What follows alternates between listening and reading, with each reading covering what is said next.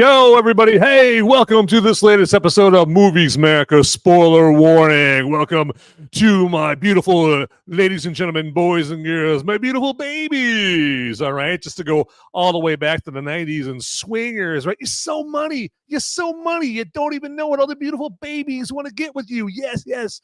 All right. So I don't know why I went down that road. But as always, I'm your humble host, Van Eberts. And this is going to be a Cuckoo edition of Movies Merica. Spoiler warning. But real quick, just to remind you, get in the live chat, okay? Because that's at least part of the point of this show is for folks to get into the live chat so that they can go ahead and they can live chat with me, and I can in turn live chat with them about movies and all that stuff, all kinds of crazy stuff. Okay, so it's you've got carte blanche. You can get crazy, you get nuts, all right? Because it is almost Friday. It's pre-Friday. It's Thursday night. So yeah, let's grab your drinks and tip them back, and let's do this right here. But first, let me give you something to dance to.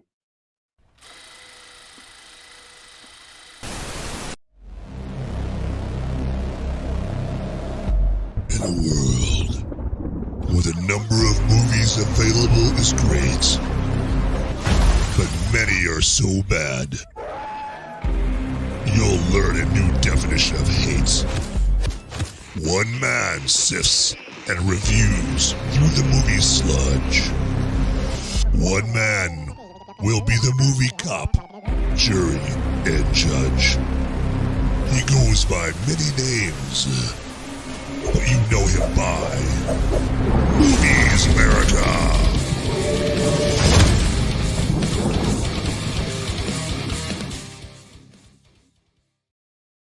All right, so you know what time it is. It's time to get into some Movies Merica spoiler warning. And first off, I want to welcome my movie maniacs and my fellow freedom-fueled film fanatics. You know who you are, all right? So, and, hey, like I said before, I was mentioning that I am drinking, and I am not lying. I'm drinking. Look at the name of that bad boy. So we're going to get into that a little bit later on here with the brew that I am quite not through with right now, because that is a monstrous bottle of brew right there, and I wouldn't have it any other way, okay? But, yeah, and also anybody that you even suspect might want to watch this show here, check it out live, go ahead and forward the link to them, send them a link, okay? I mean, just strap it onto a Greyhound dog and send it off that way.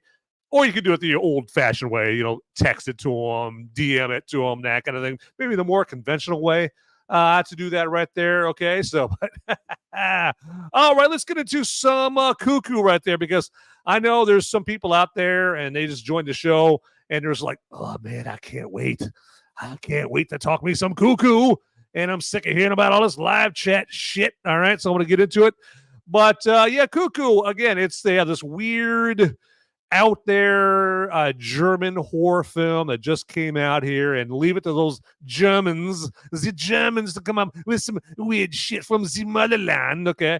And Tilman Singer is the name of the director of Cuckoo, and he came up with the idea for Cuckoo from watching a cuckoo bird documentary and learning how cuckoo birds, what they'll do is they'll lay their eggs in the nest of another type of species of bird, and then they'll make this other different types of species of bird take care of their young, like, sit on their eggs and nurse them and feed them and all that stuff, okay?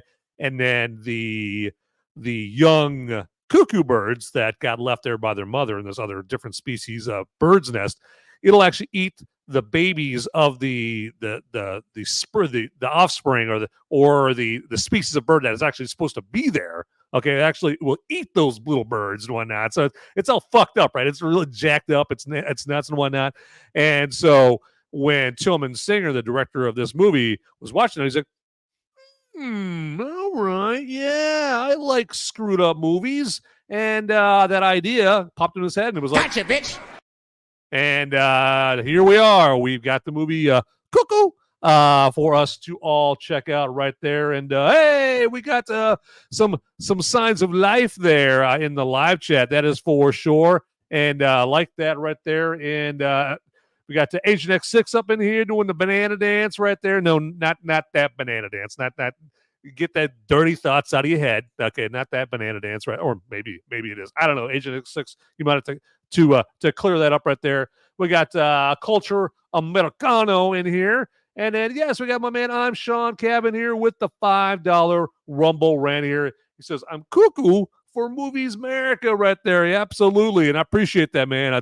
I'm touched. I'm very, very touched right there. So gotta love it. Gotta love it. And to that $5 Rumble rant, which I definitely appreciate there, 1,000 thanks for that.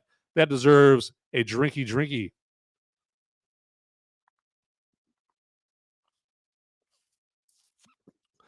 Yeah, look at that bottle there, Sean. Look at that, like a Apollo 13 size rocket size bottle right there. That ain't bullshitting. That's getting shit done right there. So, but yeah, that's where Cuckoo came from. He just watched some British documentary about cuckoo birds, and he was like, "Hey, man, I've got that." All of a sudden, that light bulb went off over his head. Ding! Okay, and we got the movie. And now, when I saw the hooded cuckoo lady, okay, the lady that was like the big bad or one of the big bads in this movie, when I saw the hooded cuckoo lady, that's what I'm going to call her, is the cuckoo lady. She's like, the really fucked up, like scary looking lady right there with the red eyes and stuff.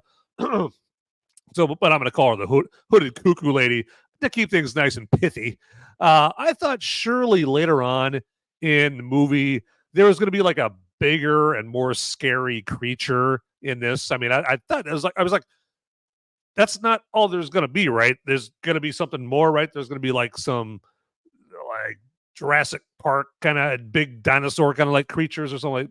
Like somebody tell me this, right? So, and she's scary looking for a couple of instances when you first see her, but eventually she loses her shock value. But now that's a negative, right? But one of the positives of this movie is when they have the scene where Gretchen, the main protagonist, is riding back up the mountain after she gets off of work. Okay, this is after Dan Stevens, the main bad guy, is like, "Don't ride your bike up the mountain. It's too dark." Okay, he's obviously like, some shit's gonna go down. You can't be riding your bike in the middle of the night.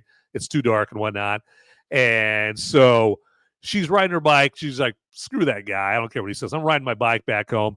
She rides her bike, and there's street lights, on the street or something like that, and it casts some light every once in a while. And so when she looks down, she sees her shadow of her on the bike, right? And then a second later on, she looks back down and sees her shadow, but then also she sees the shadow of a hand reaching out towards her. And I just thought that was a creepy, cool device to use so that she would know, holy shit, there's this creepy lady like chasing me. I gotta pedal my ass faster. I gotta get away from this creepy, scary, demonic bitch over here. So, hey, I thought I saw some yellow out of the corner of my eye, and that is not meant to be a racist comment right there. That would be a $5 Rumble rant from Culture Americano. Absolutely, with cool. Absolutely. So he's bringing the money right there. And, that does not go unnoticed right there. He's not bullshitting. And to that, Culture Americana, here's for you. This is for you, buddy.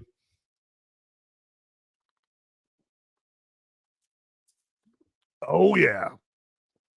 I was gonna say I could probably give me like a couple of things off the dollar menu with that $5 right there, Culture Americano. But in this era of Kamala-nomics, that might give me like half an item on the dollar menu at McDonald's nowadays right there. But so yeah, I thought that was a pretty cool device in the movie to kind of give you that extra creepy feeling because you knew something was going to go down, right? That scene. Okay, it's late at night. It's all dark. She's riding her bike. It's a horror movie, and you just knew like she wasn't going to be able to ride her bike in the dark up the mountain, and nothing's gonna happen, right? You knew some shit was going to go down, and sure enough, you get the creepy cuckoo lady. Was chasing her and whatnot, and then of course chases her to the emergency room, and that's and the shit goes down from there. It's not gonna go into it because there's a lot to this movie, and whatnot. And you know what, I only have so much voice, that's for sure. So and there we go. Yep. I see some good stuff right here. And we got Sean, he is not lying. $10 we'll get one meal at McDonald's. Dark times we are living in right there. Yeah, but Sean, remember, there's such joyful times though, because you know when you watch a Kamala rally, I mean, aren't you feeling the joyfulness? Aren't you feeling the joy? Aren't you feeling the good vibes from the Kamala rally? It doesn't matter that you have to maybe get your house foreclosed on or your car repossessed. It should be just enough that she's spreading joy and good vibes. Yes. So it amazes me. Well, actually, I'm not amazed anymore. I'm sadly, I'm getting used to like the stupidity of a bunch of Americans that don't even pay attention to policies when it comes to politics and that kind of thing. There's like, I want happy mottos and joyful phrases. And oh, they're playing music at this rally. Oh my God. Is that Megan Thee Stallion?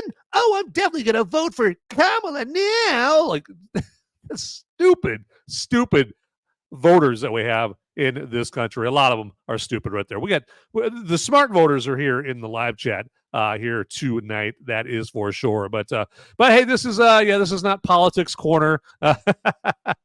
This is Movies America corner. So I'm going to divert back to movies, speaking for myself. So you guys can discuss whatever all that you want in the live chat. That's all good right there. Also, one of the mysteries for me in this movie is I guess we weren't supposed to know that Gretchen's mom was dead the whole time. I guess I because when that came painfully clear that she was dead, I was like, whoa, she's what? She's dead the whole time? Like what?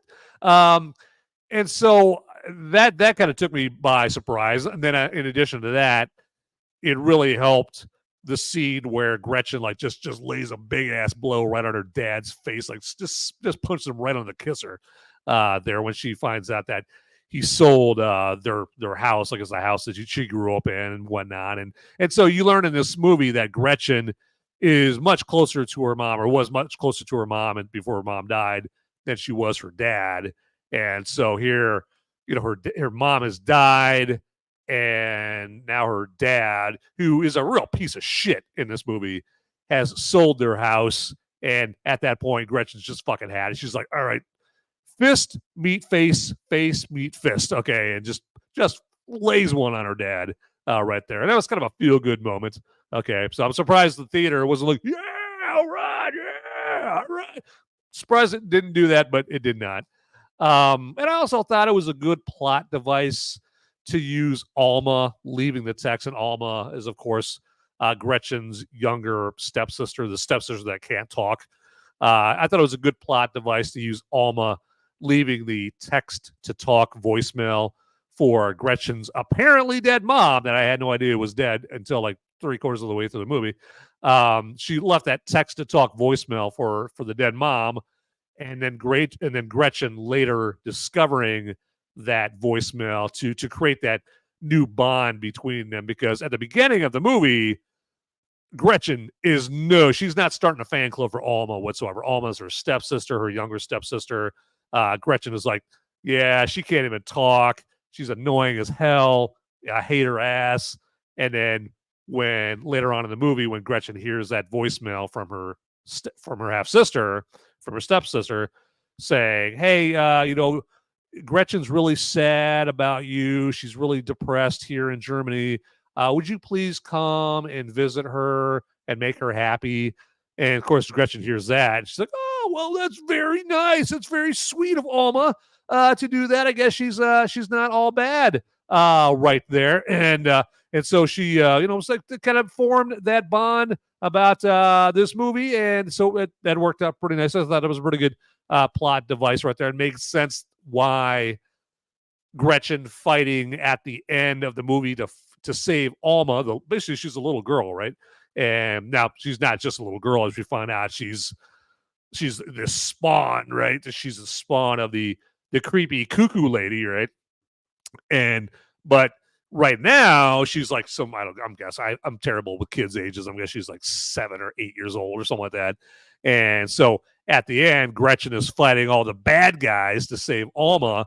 Well, that wouldn't make much sense for Gretchen to be fighting for Alma at the end if she still hated Alma's ass, right? But then when she hears that voicemail that Alma left for her dead mother, then I'm like, all right, now it makes sense. Now everything's kind of tying together right there. So, all right, so let's do this here. And hey, we got Beyond Formal up here in the live chat there, getting some good activity in the Rumble live chat. The party's all there. I mean, it's right there. They got chips, dips, chains, whips at this party over there in the Rumble live chat there. And now chips, dips, chains, whips.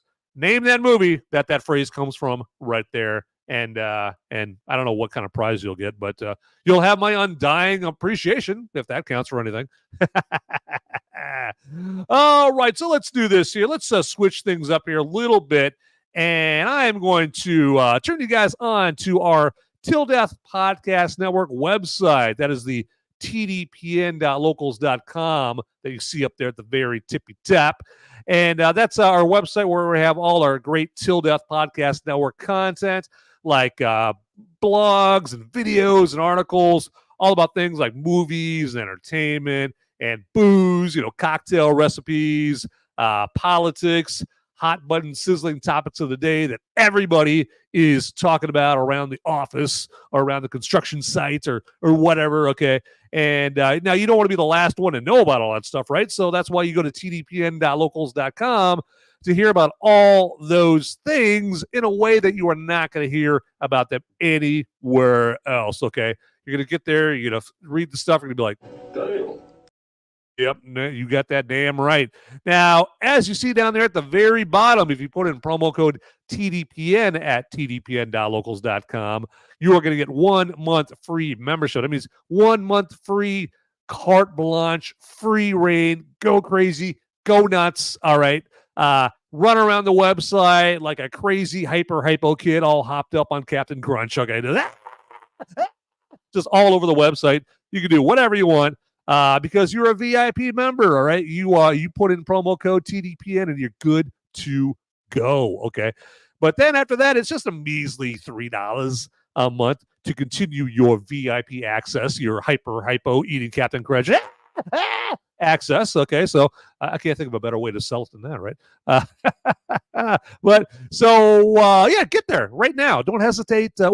Go there after the show, okay? Or maybe if you feel like multitasking, you can do that as well, okay? Open up another tab on your little browser there and go to tdpn.locals.com and get in there and become a VIP member, right? So don't hesitate. Like they say, if you hesitate, you masturbate, right? So there we go. I think, who was that? Aristotle who said that? Socrates, one of those guys, Marcus Aurelius.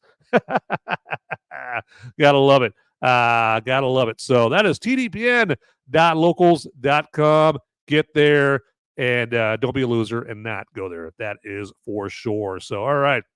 Let's see what we got going on over here. And yeah, there we go. So, yeah, Beyond Formal's got the right idea. So, I mean, worst come to worst, if you don't have the time, if you don't have the ability to actively engage with the show, you can do what Beyond Formal does and just keep that on in the background while you're making, the fam dinner right there. Yep, exactly. That's totally cool. I gotta love it right there.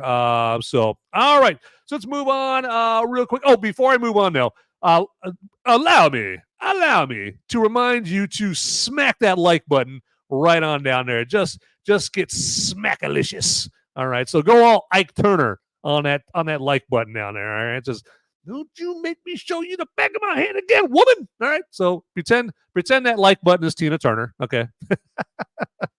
There you go. I love how I make domestic abuse a joke right there. Gotta love that, right? So yeah, do that to the like button, and then also slap the shit out of that subscribe or follow button if you haven't done that already on whatever platform that you are checking me out on. And then also hit that notification bell there. So whenever there's a brand new episode of Movies Merica, you hear ding, ding, ding, ding, ding, and you'll know, ooh, time to be happy. The rest of my life is all depressing, but now I can be all happy because there's a new Movies Merica episode. Sweet. All right. And yeah, go ahead and check that out. You're your brain will do this. Like, movies, America. There you go, just like that. So you'd be ready to rock, ready to roll. And then also, if you happen to not be watching this live, say you're watching this later on, well, you can still keep the lines of communication going between yours truly and yourself right there. And that's via the comments section down below, right? And yeah, put a comment in there. Let me know if you, if you liked Cuckoo, if you've seen it, or let me know if some other weird ass horror movies that you've seen that you would recommend, or also let me know, hey, there's this one thing, Van, that you do that's really annoying and you really need to stop doing it. Or let me know, hey, Van, you've got this thing down. There's this thing you do that everybody loves and you need to do more of it. So that's cool as well. You can let me know all that stuff down in the comments if you're not watching this mofo live right there. Okay, so all right, we got more Cuckoo business to attend to. All right. And I kind of hope this movie makes enough of a profit that the studio green lights a sequel, as long as that sequel has a substantially higher budget. I want more money. All right. I want a bigger budget, bigger scope of this movie, because the prospect of there being a creature feature sort of movie in this setting of the German Alps reeks of all kinds of cool possibilities. Okay. Like maybe the Cuckoo creatures have a secret cave in the mountains. Maybe they can fly so we can get some cool aerial scenes. Perhaps some riveting scenes telling how these Cuckoo creatures came to exist. I mean, if it's just going to be low budget again, where you can really feel the limitations, then don't bother. But I think it would be kind of cool to have if they have a secret cave in the mountains, have a higher budget and use the CGI to show us that secret cave, kind of like when in Lord of the Rings, the Fellowship of the Ring, they go into the mountain, and they meet up with a Balrog, but they're going through like the deep underbelly of this mountain, right? And that was cool as fuck, right? It was really cool. They realized Gollum was following them. We had Pippin. You knocked the bucket down the well that woke up all the damn orcs and shit, and that was just a cool ass sequence of Lord of the Rings, right? So if they had something like that in the next Cuckoo, Cuckoo 2, Electric Boogaloo, and they showed like the cave that maybe these Cuckoo creatures are from and how they came to be or something like that would be badass. That would be very, very cool. Right there, so it'd be badass as hell. So I'm gonna drink to that.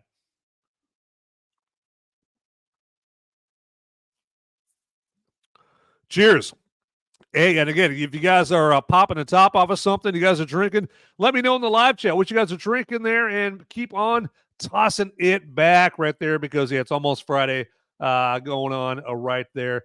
Gotta love it. And we got Lindy Rigg 87 in the house right there. Absolutely. Gotta love Lindy Rigg 87 joining us here. Glad you could make some time for measly little movies, America over here. I'm glad you could join. You just enhance the whole experience for everybody over there in the Rumble live chat. Absolutely. So, and they came from the tunnels, obviously.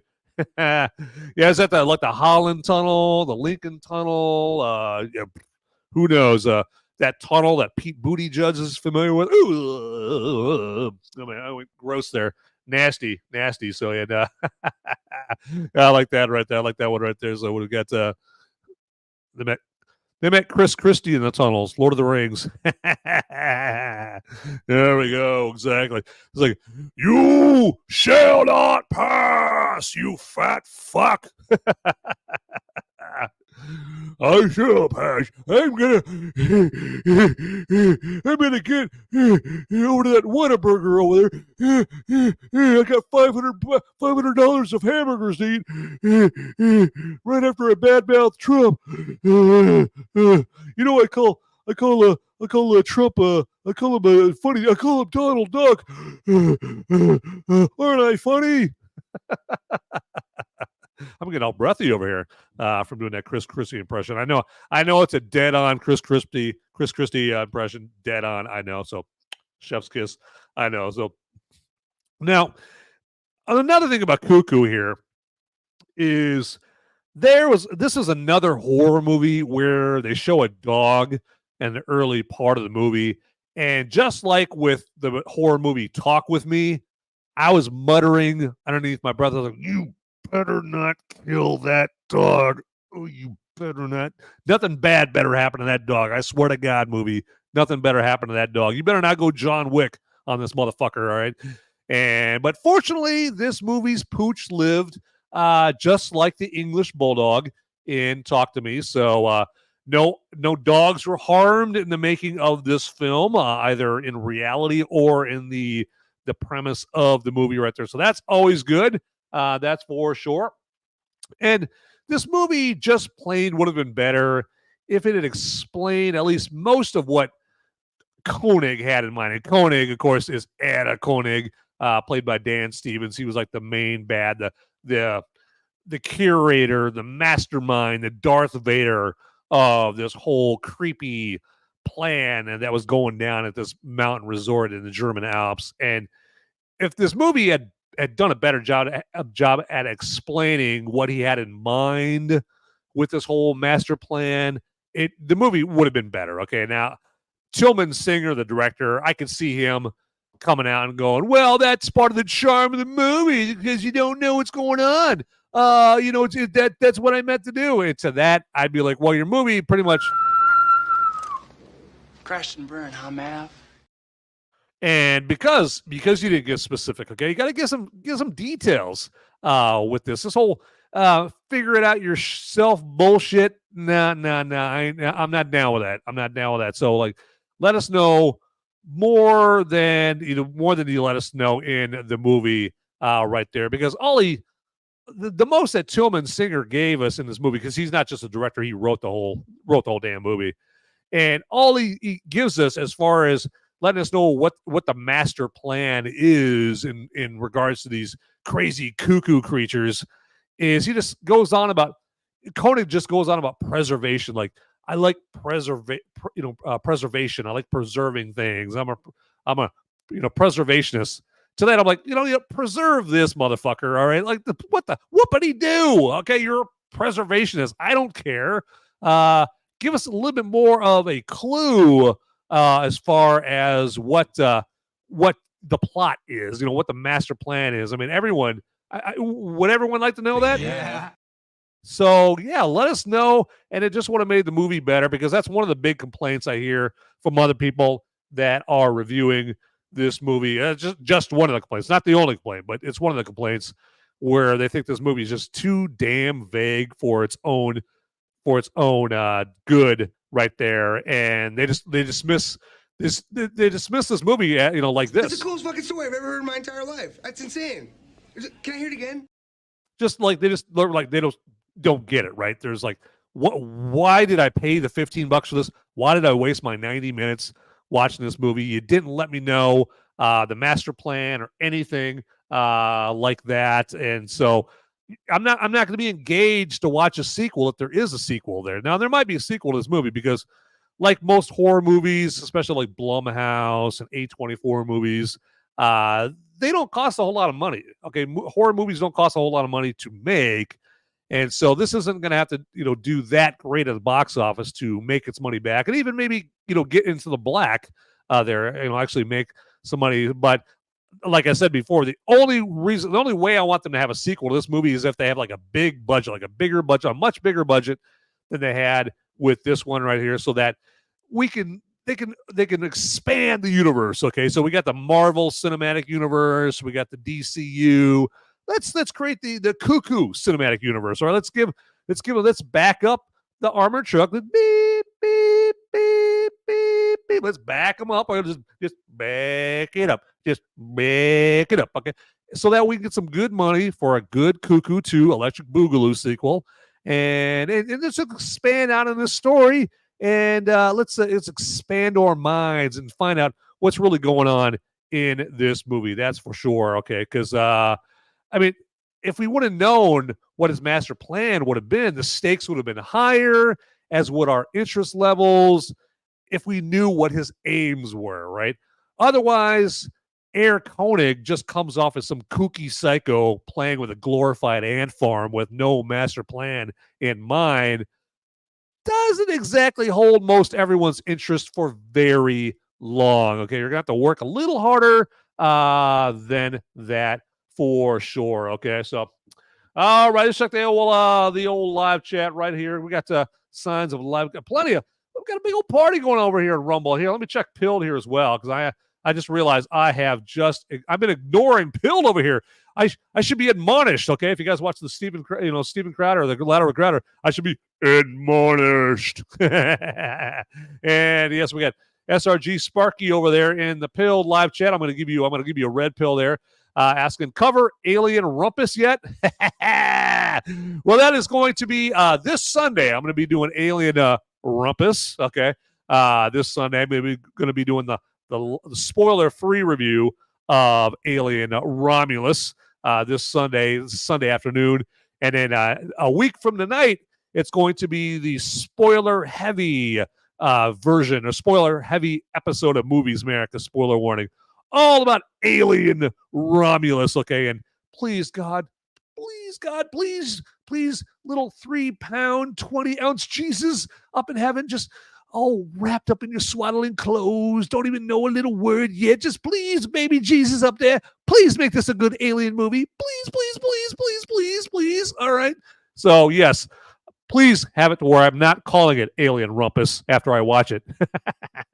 Right there. And we've got the Gray Man over here in the Pilled live chat. So conducting serious, badass, big boss business over there in the Pilled live chat. So yeah, if you guys feel enterprising, if you guys feel frisky, yeah, hop between the Pilled live chat and the Rumble live chat if you want. Okay. So if you're like, man, that's how I roll. Okay. All right, I can multitask. I go into Pilled, I go into Rumble, I do all that shit, motherfucker. I do it all. Okay, so feel free to do all of that right there. So, and yeah, we've got we got too much good content over here for me not to share it going on here. So, but Trevor, maybe he's preserving the plot. Yeah. So now, eventually, if you're watching the movie, if you're spending your good hard-earned money, especially in this era of Kamalanomics, I want to see the plot. Yeah, maybe that's not what you were referring to there, Trevor, with that right there. But yeah, but to the point that I was making, speaking to myself, I want them to uncover what Herr Konig's master plan is and whatnot, but that might not even be what you were referring to right there. So, yep. And man, Trevor's on a roll. You also have the Planet of the Apes universe, which of course is our universe right there. Yeah, it's well, you got to be careful with that because yeah, if you go too far with that, you end up being canceled like Roseanne, and she got canceled for them thinking that she was referring to one of Obama's advisors as a monkey, as an ape, right there. So, and Lindy Rig 87, got to be better than Prey. Well, yeah, if you're referring to Alien Romulus, that might be better than Prey. If you're referring to Cuckoo, I would say Prey is better than Cuckoo, right there. I mean, I'm not. I don't hate on Prey as much as a lot of people do. Now, it's not the '87 Predator movie. Let's just clear that up right there. Let's establish that right now. Prey is nowhere near the '87 Predator movie. Okay, that's obvious, right? I don't know why I'm even saying that. That's obvious. I'm stating the obvious. Also, it's not even anywhere near the 1990 Predator 2 with my man Danny Glover, Roger Murtaugh. It's not even close to Predator 2 right there. I'd put it Predators, the one with Adrian Brody. It's not as good as that one either. So I'd say out of I'm not including the Alien versus Predator movies, but after just the pure Predator movies, I would put Prey at number 4 out of 5 because then they had the Predator that came out a few years ago, and that would suck donkey balls right there. So yeah, so I'd put Prey at number 4 out of 5 of the Alien movies right there. And Sean's, yeah, definitely, I'm picking up what you're putting down there, Sean. Excited for the new Alien movie. Going to see that tomorrow night. Okay, so got to do it. So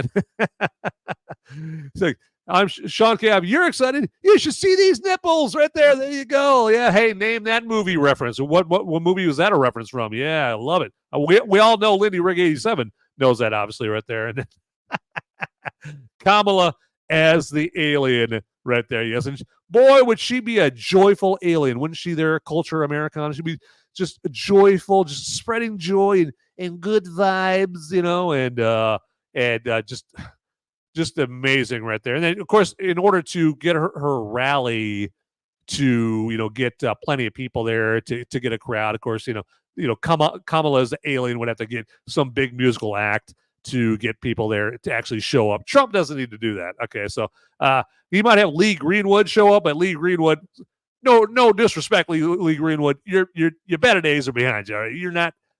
Your big days are behind you. No one's showing up. Well, I shouldn't say no one, but you're not. Lee Greenwood doesn't pack a big arena anymore. Okay, so when Trump brings you in, they're not showing up for you. Sorry, Lee, they're showing up for Trump. Right there. So, all right, Lindy Rigg. Yeah, there you go, Lindy Rigg. Yeah, you're feeling me. He's there you go. Gotta love that right there. I thought maybe that was the eagle from the Muppet Show. Like, I am the eagle. I'm eagle from Muppet Show. What's the name of that eagle from the Muppet Show? Wasn't it just Eagle or the Eagle or Iron Eagle or something like that? I can't remember. So yeah, yeah. Attack you with just gonna attack you with the cackle laugh right there. So yeah, and that voice, unburdened by what has been. Yeah, I've got that lazy California surfer girl voice.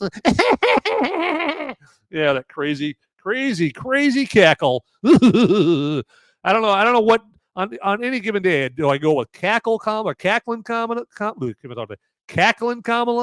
or cringy Kamala. They're both good. They're both good. They're both interchangeable. So it's all good right there. Okay, let's do this right here. I'm getting thirsty, everybody. I'm getting thirsty, and I've got a big-ass bottle of beer just staring at me going, man, are you going to drink me, motherfucker, or what? So that's my clue to get into a little brew review time. So let's make that happen.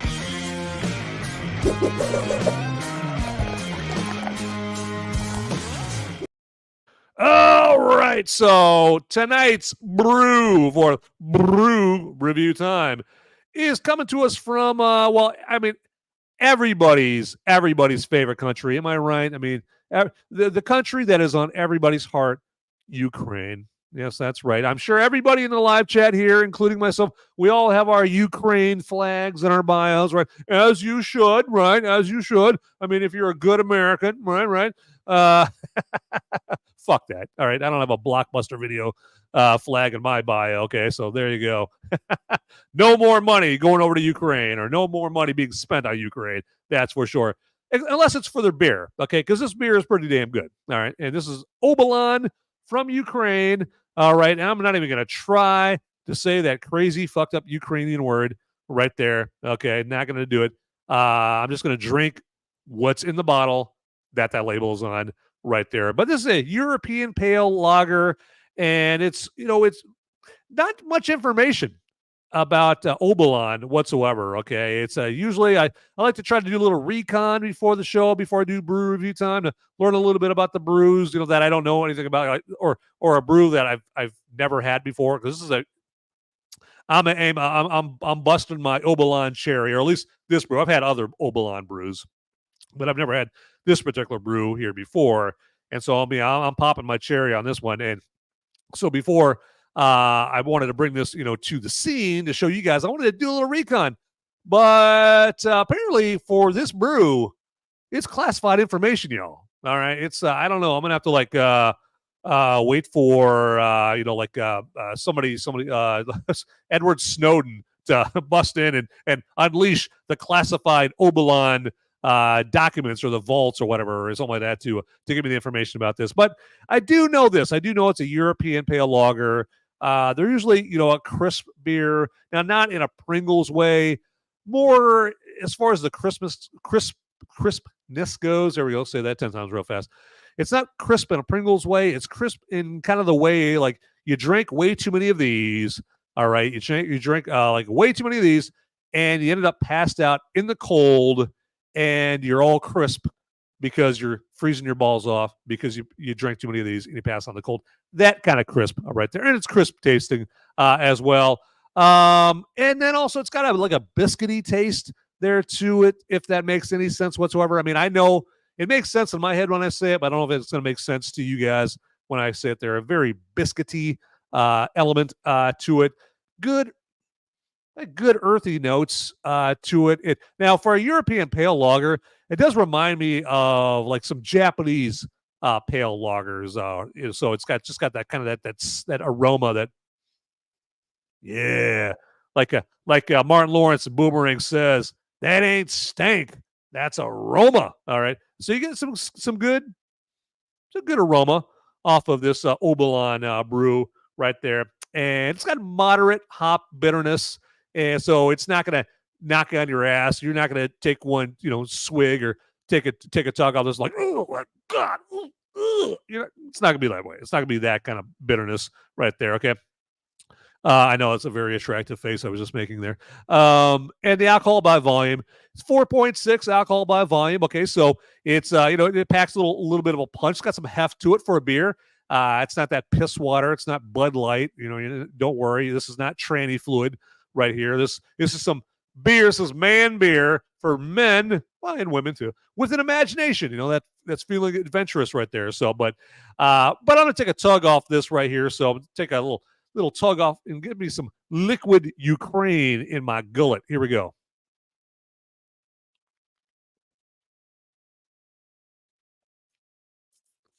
Fuck Zelensky. There we go.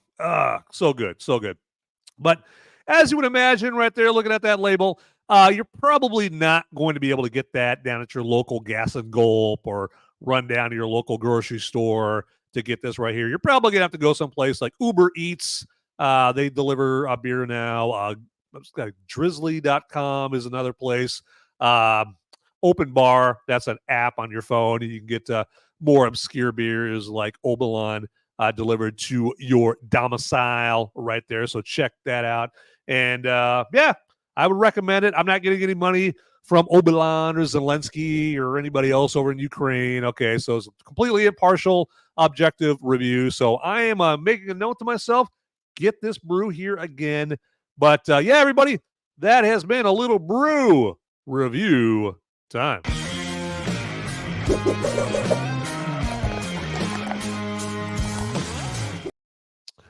All right. Yeah. Hey, everybody, let me know in the live chat. Yeah, what you guys are drinking. Maybe you guys have already let me know there, and I just suck at noticing there. But I got some good points over here in the live chat on the Pilled.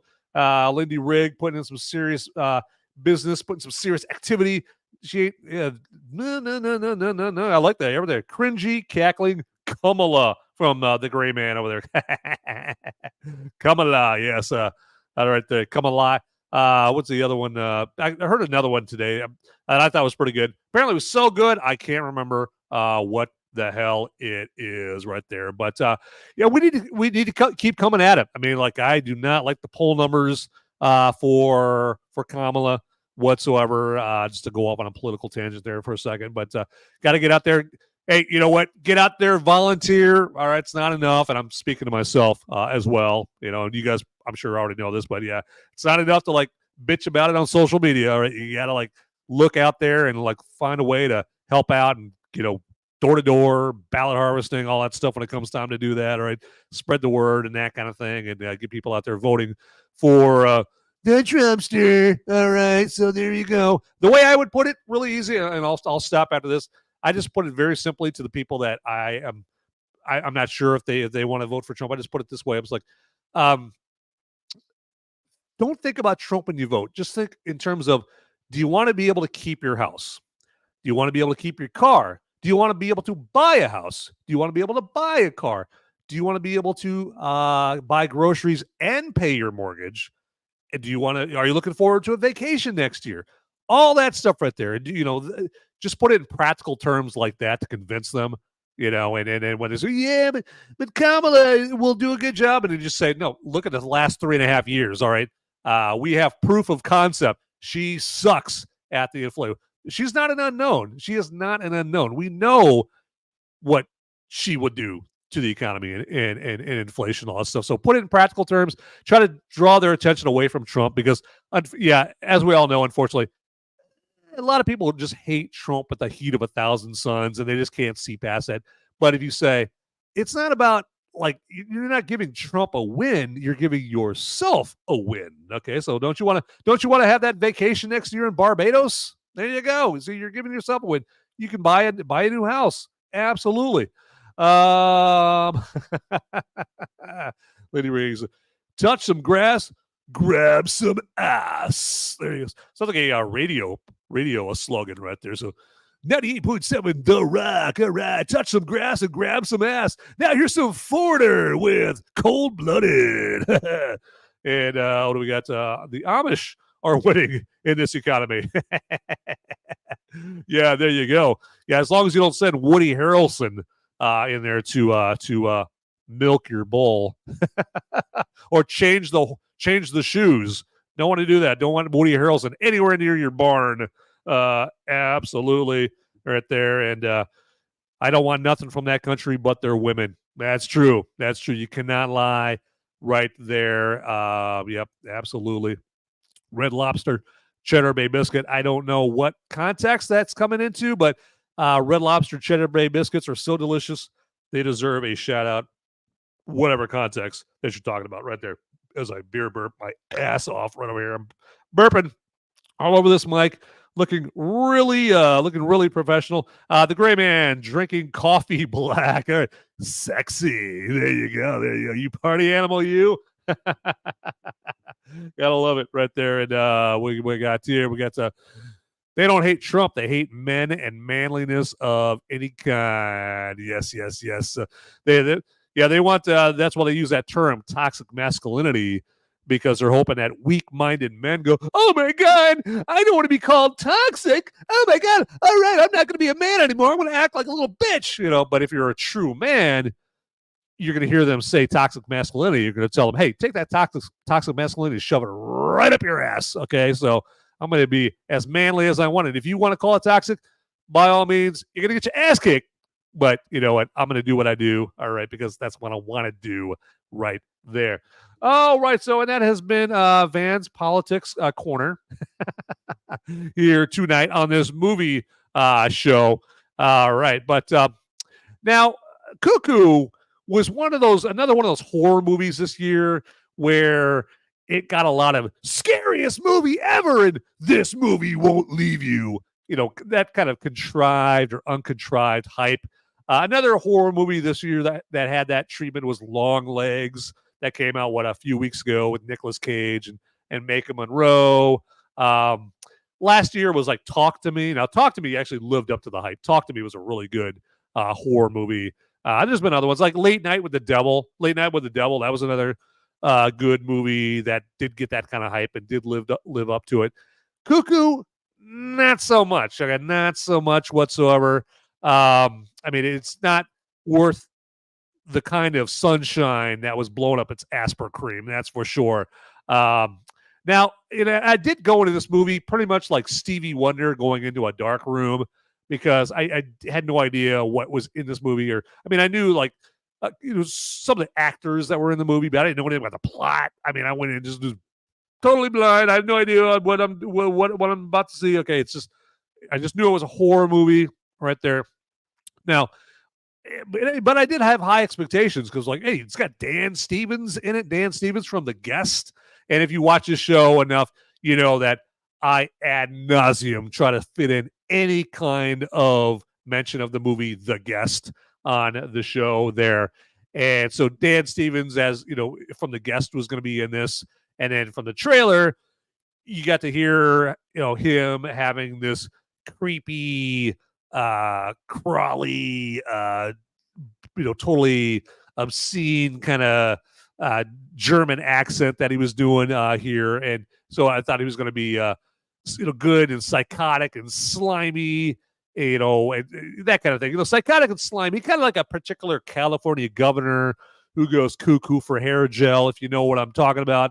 But Dan Stevens, he does chew up the scenery as Herr Konig in this. Again, he's like the biggest like uh, human antagonist in this, but it's enough. But it's not enough to save this movie. Okay, like I said, Koenig has this sleazy, dark, menacing, heavy German accent that will make any kind of older Jewish people that you know piss their pants from fright with that. So, but this movie had just didn't live up to my hopes right there. And then, but of course, when he meets Gretchen in this, Gretchen played by Hunter Schafer, she's a 17-year-old teenage girl character in this. She gets immediate stranger danger vibes from him because he's got that creepy German accent and he's like touching her all Hunter, like all Joe Biden-esque there, like get your hands off me, creep. What the hell, you know? So but so there's that dynamic right there, but it's just not enough to save the movie because they should have revealed more about like what the end game of the plot was, like where was he going, what was the dastardly master plan and all that stuff. And so again, like I said, there's been a bunch of reviews for this movie where the ones that did not like the movie, that was the big gripe about is like, stop keeping us in the dark, man. Come on, hook us up with that. And yeah, we got some mentions of the beer that I was going right here. You said the beer was biscuity. Yes, exactly. So it's your dog would love the smell, okay, because it's very biscuity. Very good right there. And isn't it toxic when you send us to fight all the banksters' war? It isn't toxic when you send us to fight all the banksters' wars. Good point right there. They like that toxic masculinity right there. And I also like the idea that I've heard. I didn't hear that. I didn't make this idea, and I'm sure you guys have heard this idea as well. Anybody that we saw at any point have a Ukraine flag in their bio, they're the first ones that get shipped out. They're the first ones that are put on a plane to go fight in Ukraine if it comes to that point. If you even for 5 minutes had a Blockbuster Video flag in your bio, see ya. There you go. Bye. There you go. Make sure to take the safety off. All right. So you're going to go fight. I don't care how fucking old you are right there. So, and Sean says, he really dug Talk to Me. Great movie, wasn't it? Fantastic movie. Very good plot there. Good original plot and had a good amount of darkness to it. And that was one of those movies where, unlike Cuckoo, when I left the theater, I was like, I couldn't stop thinking about Talk to Me. I kept thinking about like, what did this part mean? And what did that part mean? And what was going to happen to this character? And if they do a sequel, what would it involve? Just what, and it also kind of makes you ponder, like, what would the main character, what should they have done differently in order to not meet the fate that they met at the like all these thoughts are going through my head as I'm walking out of the theater, as I'm jumping in my car, as I'm driving home, as I'm at home on my couch, just thinking about Talk to Me. That's one good sign of a fantastic horror movie. That and also, checking your back seat, when you get into your car and getting home and you're like, you know what? I don't have to turn every light off in the house. Okay, so all good signs of a good horror movie right there. So, but yeah, Talk to Me is fantastic movie for sure. And now you can tell with Cuckoo that it was trying to go for some Shining vibes. Okay, the movie The Shining, not the TV miniseries, but it reminded me of The Shining in some parts.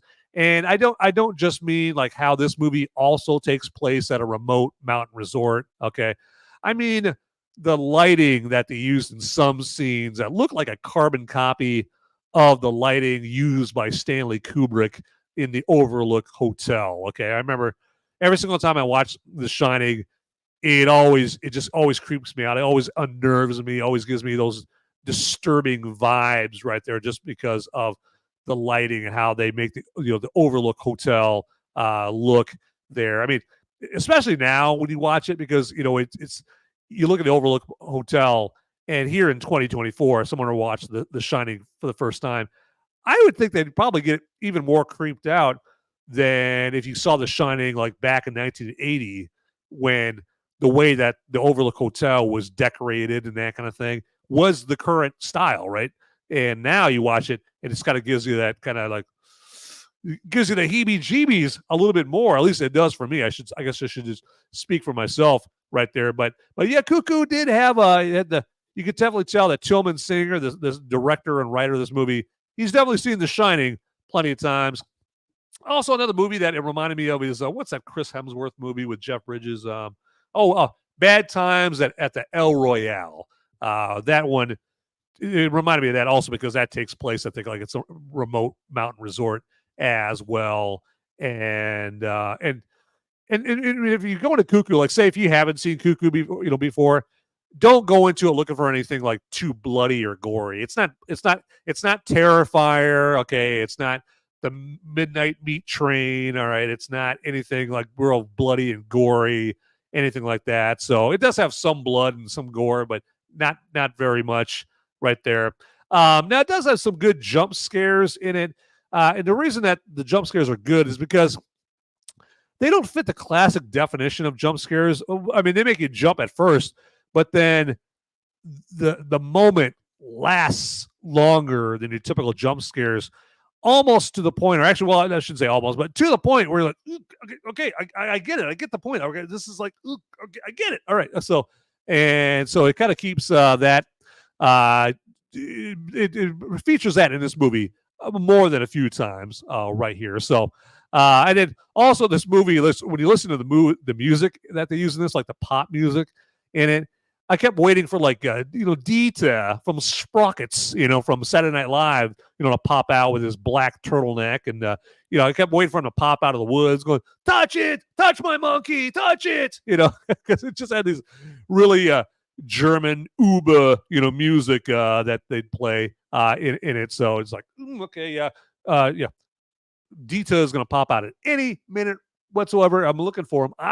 He's around here. So I'll get, here we go. Midnight Meat Train was Sean's nickname in college. Oh, yeah. So he's got all the ladies, right? So there we go. Yeah, I said, I should back that up there. We never know who's listening, so there you go. I'm sure he was an honorable student and man in college right there. So all right.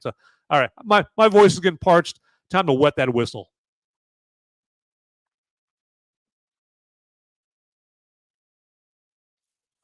Oh yeah. Fuck Zelensky again. There we go. Love it.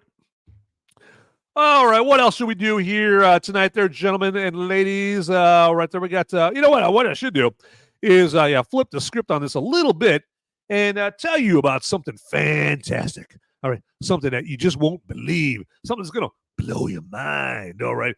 And that is our great sponsor for the Till Death Podcast Network shows. And that sponsor would be One Flip City Magazine, all right? And you might be asking yourself, like, what is Flip City?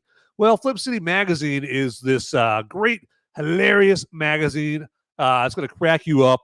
It's taking over for the void that was created by Mad Magazine and Cracked, allowing themselves to be assimilated by the woke Borg. Okay, so because remember back in the day, I'm just going to pick a year, say 1988. Okay, you could go and you could grab yourself some Mad Magazine, Alfred E. Newman, What Me Worry, all that stuff, and open it up and like, you can just kind of get a good laugh, right?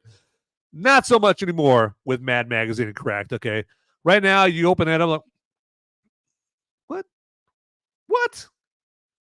Where do you get off telling me how to live my life, Mad Magazine? I'm not gonna vote for what the fuck you. Nah, that's what you get from Mad Magazine and Cracked nowadays. Okay, so but good news from on high. Right, a substitute has come in, and a worthy champion has come in to take the place of Mad Magazine, and that is Flip City Magazine. All right, but enough from me about Flip City Magazine. Let them tell you directly.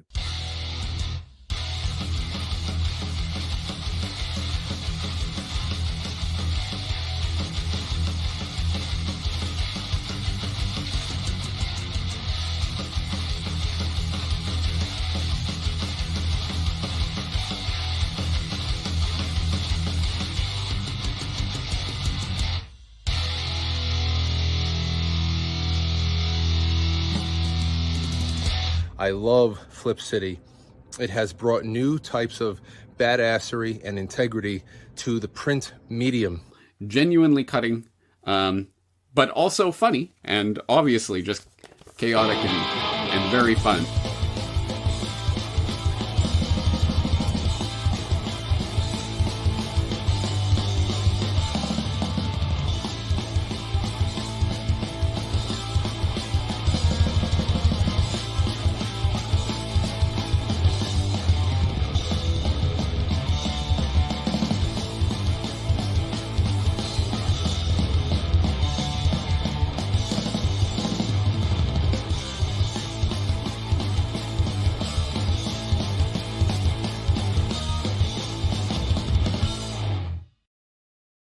All right. So by now, I'm sure that you're just salivating at the opportunity to get your hands on some Flip City magazine. And so we're going to make it easy on you. Okay. We're making it very easy on you. And I don't know why I'm saying we, because I'm like probably looking around like, what's he talking about? Is this imaginary friends? I'm going to make it very easy for you to get your hands on some Flip City magazine by clicking on the Flip City link in the description down below. And then as you see down there, you just kind of put in promo code movies and you get 10% off your order of the best non-woke comic around. Because don't you want to get your hands on this right here? There you go. Look at that shiny Flip City magazine. Looks so good. Look at the color. Look at the artwork right there. I mean, it's something you can hold in your hand. All right. So no, I'm not talking about Midnight Meat. Don't hold that in your hand. No, I'm talking about some good, like a good magazine right there. We got Jay-Z right there, Queen Bee, and all the good artwork, all that good stuff. Man, look at that. Just look at that. Just something like you're making like the old times right there. You open up a magazine, like, oh yeah, look at that. So there you go. Flip City magazine. Get it for yourself right there with that Flip City link down in the description. All right. Don't wait. Do it. Do it now. Get out there. All right. So what else should we do here? Let's check out. I want to do a little house cleaning here. Bust out the Swiffer. Bust out the Windex. Get the vacuum cleaner around here. Do that. All right. Absolutely. And all right. Time to move on here with the show. We're chugging right along in this show. And you know what? I think what time it is I think it's time for my favorite segment of every episode. And if you've seen even one other episode of Movies Merica, spoiler warning, you know what episode or you know what segment that is. And that is the movie military moment. Okay. And that's where I just take a minute or 2 or 5 or 10 to pay homage, to pay tribute to a veteran, a member of our military, a serviceman or woman that has has been recipient, I should say, has received the Congressional Medal of Honor. Okay, it's time to honor our military, everybody. And I do that in the form of the movie military moment. Okay. And now you may be wondering, what do movies and the military have to do with each other? I don't get the connection there, Van. All right. Well, I'm about to explain the connection. All right. So, as you would imagine, anybody that has been awarded the Congressional Medal of Honor, okay, they didn't do that for making their drill instructors' boots nice and shiny and shining them up real nice, or being the best letter sorter at the base post office, or doing a great job at driving around the colonel or anything like that. No, they did something badass, right? They did something where if you saw it on a big ass movie screen right up in front of you, you'd be like, holy shit, what the hell? Like some pilot landing his chopper in a hot LZ, in Nam. All right. He's got VC firing all over his chopper right there, but he's still landing because he's got to get the wounded out. He's got to get the ammo, the fresh ammo to the troops and whatnot. Okay. Or he's on Iwo Jima and he takes his BAR, that's Browning automatic rifle for all you civilians. He takes his BAR and he's mowing down Japs left and right, and then he takes a grenade and he lobs it over at the pillbox and takes them all out and just doing all kinds of cool shit. Really cool shit that you would see in a movie screen in front of you. A cool movie military moment. That's the connection, ladies and gentlemen, boys and girls. Okay. And so we are going to get into the movie Military Moment, and our honoree for tonight is one Lieutenant Milton Ernest Ricketts, who served in World War II. And call me crazy, but I think Lieutenant Ricketts deserves his own badass movie Military Moment music. Don't you? I think he does. And so let's get that party started right now.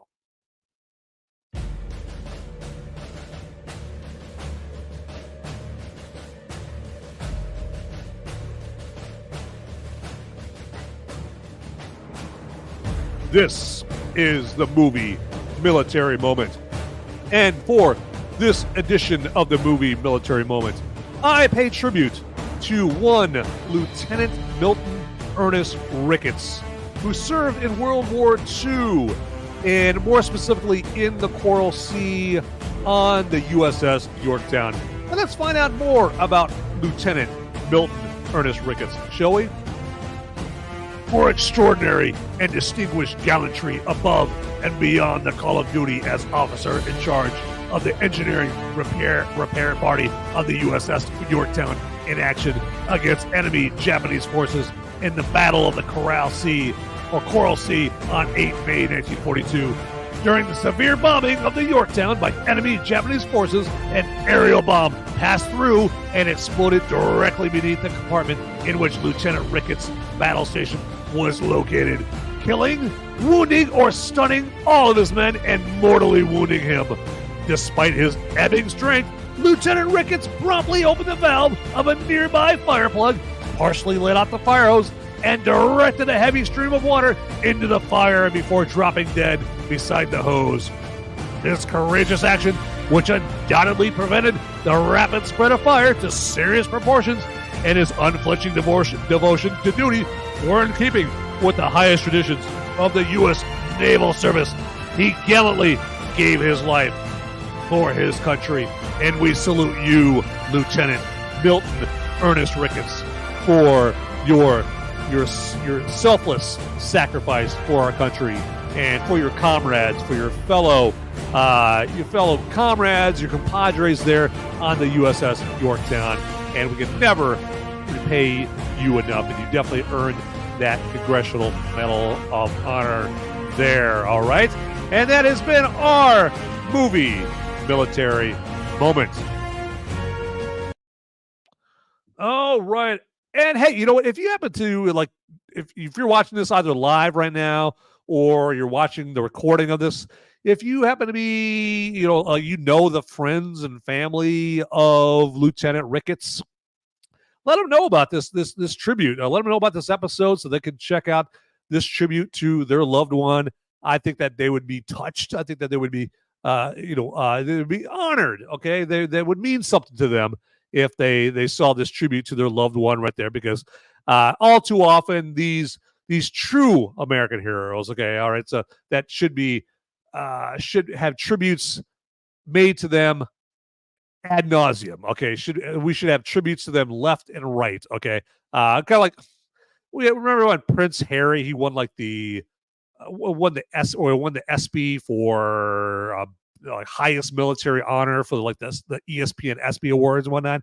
Prince fucking Harry, fuck that chode. Somebody like fucking Lieutenant Milton Ernest Ricketts, that's who deserves something like that, or Pat Tilman, somebody like that. Okay, that's who deserves those awards, not some fancy pants dickhead like fucking Prince Harry. Fuck that dude. Hey, and that's been our movie Military Moment. Right there. Okay, so I know it's I wanted to make that known there tonight on the movie Military Moment. And hey, the great man, I appreciate those thoughts. Appreciate that comment. Loves that I do this recognition.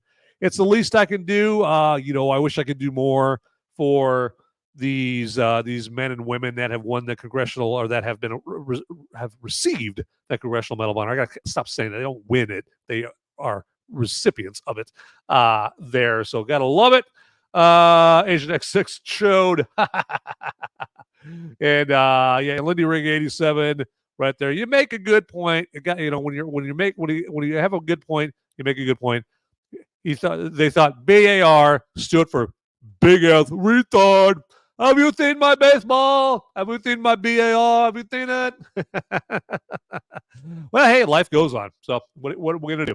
All right. What should we do next here? We got all kinds of good stuff. Checking out here.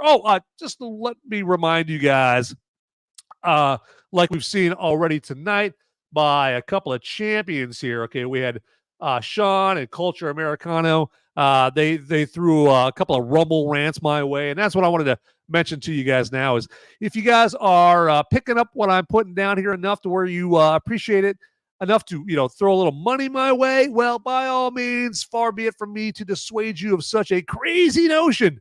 So if you're checking me out on Rumble, you can give me what's called a Rumble rant there, and how you do that is down by where you type in your live chat message.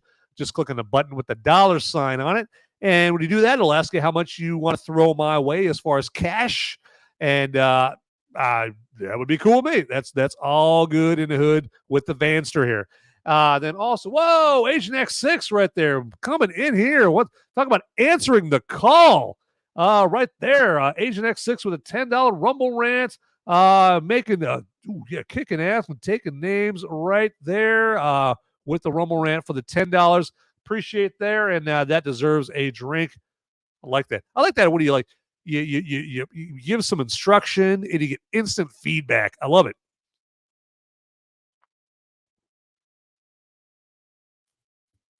Oh, yeah. Agent X6, you're an agent of badassery. Hey, we got Lindy Rig 87 with the $5 Rumble rant. Appreciate that. And yeah, here's a fuck Zelensky drink right there. Gotta hate that guy. Well, I gotta love drinking and saying fuck Zelensky. There we go. I had to make sure I had said that correctly. I love fucking Zelensky.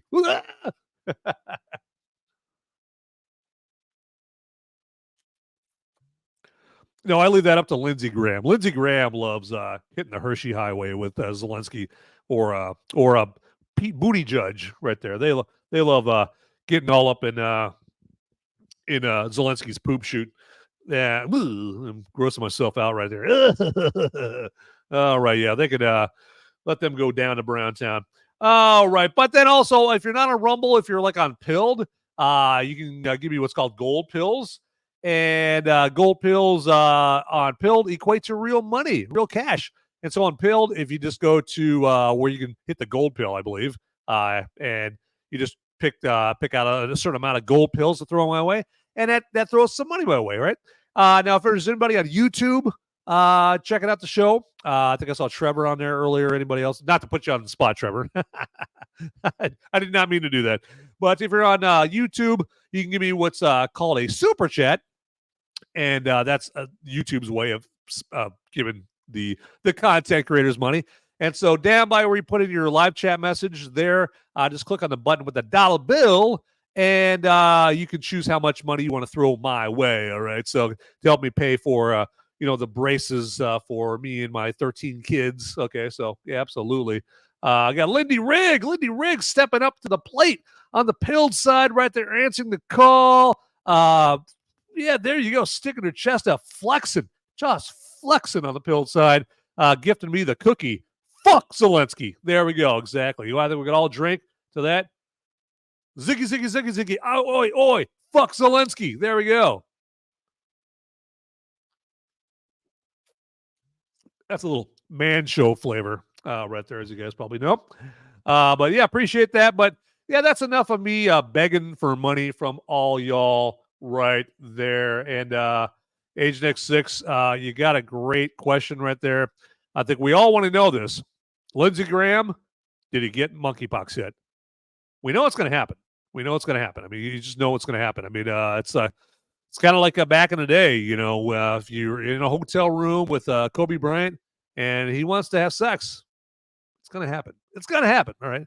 And Lindsey Graham getting monkeypox, I think we all know it's going to happen. It's just it's not a matter of if, it's a matter of when right there. So, and appreciate that, Culture Americano, for the kind words. He's hitting the gym right there. There you go. Exactly. Yeah. So there you go. Yeah. Just flex that toxic masculinity right there. And yeah, have a good night to you there. Absolutely. All right. So, and yeah, don't skip leg day. Don't do that.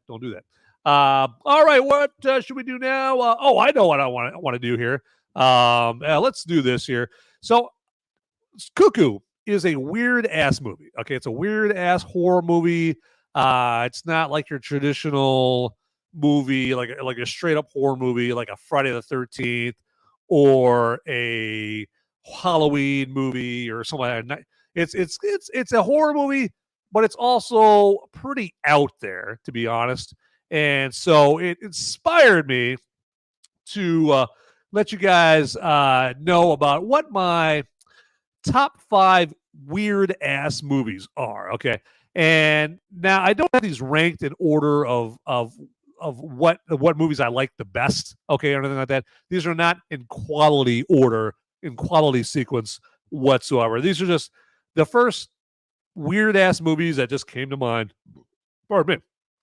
The first 5 weird ass movies that I've ever seen that came to mind that I wanted to turn your attention to. And now, when I say weird ass, it doesn't mean I don't like these movies. They're just weird. Okay, they are what they are. They're weird. Okay, so gotta love it right there.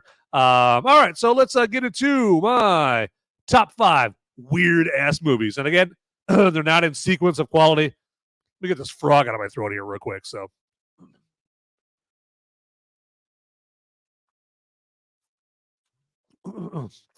I knew I shouldn't have eaten that big wheel of cheese before the show tonight. I knew it. I just knew it. I mean, people were warning me not to do it, but I did it anyway.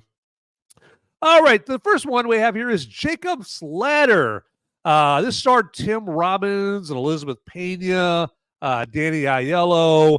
Now, this is Tim Robbins. This is like after Bull Durham, but before the Shawshank Redemption, before Nothing to Lose, as other more famous movies that he's been, even before like Bob Roberts. Okay, this is 1990, and this is a weird ass movie. Okay, Jacob's Ladder is a weird ass movie.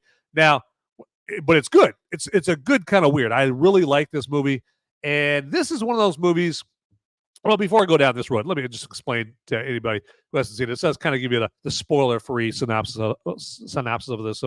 So Jacob's Ladder is about the main character called Jacob. His name is Jacob Singer, played by Tim Robbins, and we meet him like it's like the 70s. It's like 70s New York City, Manhattan, and he's this guy. He's like a mailman. He's like a postman. He's a mailman. He's got a girlfriend. He's going about his business, working his job. You know, he's with his girlfriend, and he starts having like these weird visions, like these demonic, scary visions, and they start manifesting themselves like with his girlfriend.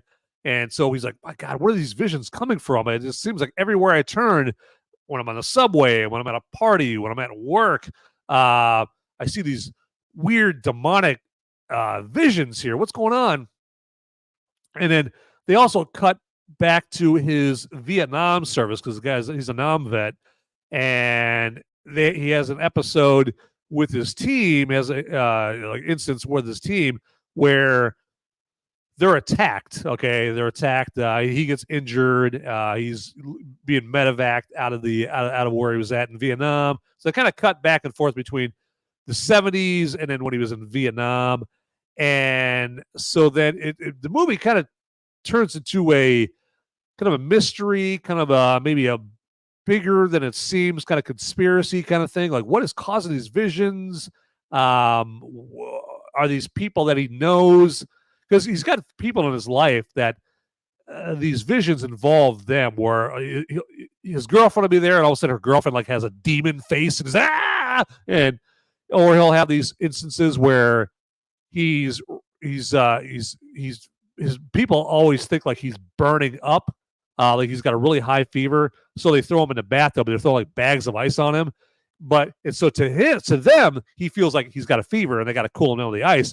But the more ice that they throw him, and he gets burning up, like the ice feels like fire to him, right? So it's all this weird shit going on in this movie, and so then he starts like this picture we see right here. This is part of like another vision where he's being wheeled on this gurney into this hellscape of like this creepy hell, like scary, terrifying hospital with body parts, like just bloody body parts, just laying on the floor of the hallways of this hospital. This movie just got some really cool, terrifying imagery in it. And it's directed by the same guy who did Fatal Attraction, who did 9.5 Weeks, who did Flashdance, Adrian Lyne. Later on, what did Adrian Lyne did? What did he do later on? He did Indecent Proposal later on. So he's Adrian Lyne's a great director. At least back in the 80s he was. And so this is this movie, where I was going before, is like movies today. Obviously, not to state the obvious, movies today don't look at all like they did back in the 80s, right? Back in the 80s and 90s, if you compare the movies back in the 80s and 90s to what the movies look like now, I'm talking about the movies with a respectable budget back in the 80s and the 90s. This movie is one of those movies that really reminds me of how refreshing the way that they made movies back in the 80s and the 90s was, compared to just how artificial and dead so many movies look like today. Like, so many movies today look like they came off a fucking assembly line, where this movie just looks like a painting that Monet just finished up or something like that, or and it just has this really cool late 80s, early 90s quality to it. And if you like if you like going to New York City, if you're a big fan of Manhattan, like I like going to Manhattan. I mean, New York City's a shithole now, but back in the day when I like to go and take make special trips to New York City and to Manhattan and check out all the architecture and all the cool shit and whatnot. If you can't make it to New York City, check out this movie. Another movie like that is Carlito's Way. Carlito's Way is another good movie if you want to check out some good New York scenery in a movie. Jacob's Ladder is the exact same way, but Jacob's Ladder it is what it is, and it is a weird ass movie. It's got an early appearance from Macaulay Culkin. Macaulay Culkin plays Tim Robbins' son, or Jacob's son, in this. The same year that he was in Home Alone. So Macaulay Culkin was in this movie the same year that he became a household name in Home Alone. And this was a year after he was in Uncle Buck. Okay, so got Macaulay Culkin in this. Danny Aiello, he plays a chiropractor. This is one of those rare movies where a chiropractor is a good guy. In this movie. Okay, so my dad would be very proud. My dad's a chiropractor. So in this movie, the chiropractor is a good guy. But Jacob's Ladder, check it out. It's a great movie. Tim Robbins is in it, but he doesn't play Calvin Nuke Lelouch like he does on Bull Durham right there. So, and if this picture doesn't entice you to watch Jacob's Ladder, I don't know what will. Because it's a good, creepy horror movie. And I think it's on Amazon Prime right now. If I think, let me double check here. Let me see. Because I really want to turn you on to Jacob's Ladder here. You haven't seen it yet. Now, I will say, when I saw it in the theaters, I hated it. Because I had a totally different idea as far as what I expected it to be. But now when I watch it, I love it. I fucking love Jacob's Ladder. It's a great movie. It's on so I think it's on Prime. Yeah, because this is on MGM Plus, which basically I think you can get off of Prime right there. So yeah, it's so Jacob's Ladder, check it out. All right. I love this. He just says, picture looks like he's giving someone their 10th COVID booster. I gotta love that. Yeah, it wasn't. I'm sure everybody probably saw this, but Zelensky, or not Zelensky. Fuck. Yeah, birds of the same feather, right? Cut from the same stone. Fauci just came out. I was like, yeah, I just got COVID for the third time 2 weeks ago, and I've had 6 boosters. I'm like, motherfucker, like, I mean, speaking for myself, I haven't had COVID once. And I got one COVID shot. It was that worthless Johnson & Johnson one that came out, like, it was like one of the first ones that came out. But as it turns out later on, it's completely worthless. Okay. But I got it because I'm like, fuck, I don't want to use up all my vacation. I don't want to use my PTO for sick time. Fuck, I hate getting sick. So I got the Johnson & Johnson one. But other than that, I haven't got any other jabs. But it's like, can you guys relate? Is this one thing you've noticed?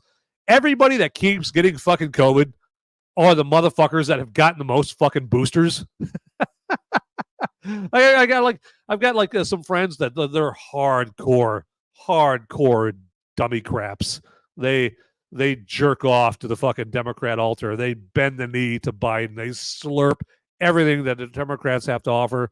And of course, accordingly, fuck, they basically they got the first booster the first day it fucking dropped in stores. And they are the first, they're the ones that have gotten COVID the fucking most without fucking fail. It seems like every fucking time, like it seems like once every few months, I'm getting a text from my friend going, yep, one of our kids got COVID. Now we all have COVID too. And we went on vacation. We got COVID and whatnot. It's all the motherfuckers that have got the most boosters or booster, as the Asian X6 says right there. So, but good observance right there. Yes.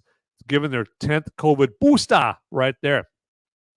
All right, let's go to our next weird ass movie, and that is Mandy. Yes, Mandy. So no, not the Barry Manilow show. The Barry Manilow song.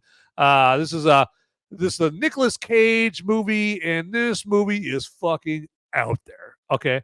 Now it's a little less out there if you realize that the director Panos Cosmatos, and if that sounds at all familiar, that's because his dad was George P. Cosmatos, who directed Rambo: First Blood Part 2 and got credited with directing Tombstone. But we all know, really, Kurt Russell directed Tombstone. But so that's if the last name Cosmatos sounds familiar, that's where it's from. So, but Panos Cosmatos, the son of George P. Cosmatos, directed Mandy. And this is a movie about Nicolas Cage and his girlfriend named Mandy. And they're a nice little couple living kind of out in the middle of nowhere, kind of in a little small town. And then Mandy is walking down like some remote little country road to work. And she has the misfortune of a van driving by, and the van is filled with these, like these hippie cultists, okay, led by like this Charles Manson type dude. And this Charles Manson type dude is like enraptured. He's infatuated with her from seeing her. And so he tells all his cultists, like, hey, go get her, bring her to me. Because he's like a Charles Manson dude, right? And so his cultists, in order to get her, they call up like these demon biker creatures. Okay, so kind of picture like the Cenobites from the Hellraiser movies. They're kind of like those kind of creatures. So that kind of tells you like what kind of movie we're dealing with right here. And so it calls up like these Cenobite kind of creatures, and they go and they get Mandy, Nicolas Cage's girlfriend, and this cult leader is trying to woo her and seduce her and whatnot, because obviously he wants to get with her. And she's like, she's with Nicolas Cage. Nicolas Cage, they're married. I forgot. I left that part out. They're married. They're husband and wife. And so so she's like, I'm married. I love Nicolas Cage. He's my husband. And you're over here trying to seduce me. And she laughs at him. She laughs at this dude trying to seduce her. Well, that doesn't make this cult leader very happy. Okay. And so he's like this cult leader, like the satanic cult leader is kind of basically what he is. Excuse me. And so he ends up like taking her to Nicolas Cage. I'm not going to give away the whole fucking movie. I should stop. I just realized as I'm talking, I'm giving away the whole fucking movie. Van, shut the fuck up. But so bad shit happens. Okay. And so Nicolas Cage has to go into like Charles Bronson fucking revenge mode, right? And he's got to go after these cult leaders. But just how stylized this movie Mandy is, and just the music from Johan Johansson, just kind of makes it like this very strange, weird ass movie. Okay. Now, if Johan Johansson, if that dude's name sounds familiar, he did the music for Sicario. Remember the movie Sicario with Denis Villeneuve, Emily Blunt, Josh Brolin, Benicio del Toro? He did the cool ass music for that movie. He also did the music for Arrival, another Denis Villeneuve movie there. So he does the music for Mandy as well. Unfortunately, Johan Johansson is no longer with us. He died very, very, very young. There, not because of this movie Mandy. So not at all. But this movie is gnarly as fuck though. I mean, just if you like the old like heavy metal covers, like from Iron Maiden back in the 80s, with Eddie and other Dio, that kind of thing. Just other like kind of 80s heavy metal album covers and shit. Or the side of your why am I drawing a blank right here? Just like airbrushing, like the airbrushing on your typical 80s, 90s van with a dragon lady and all the cool heavy metal slash, sorcery kind of imagery. If you're into all that shit, which I am, I love it. This movie is kind of is drawing a lot of inspiration from that. It's got a lot of inspiration from that. And the third act of this movie is like gory and fucking metal. Got chainsaws.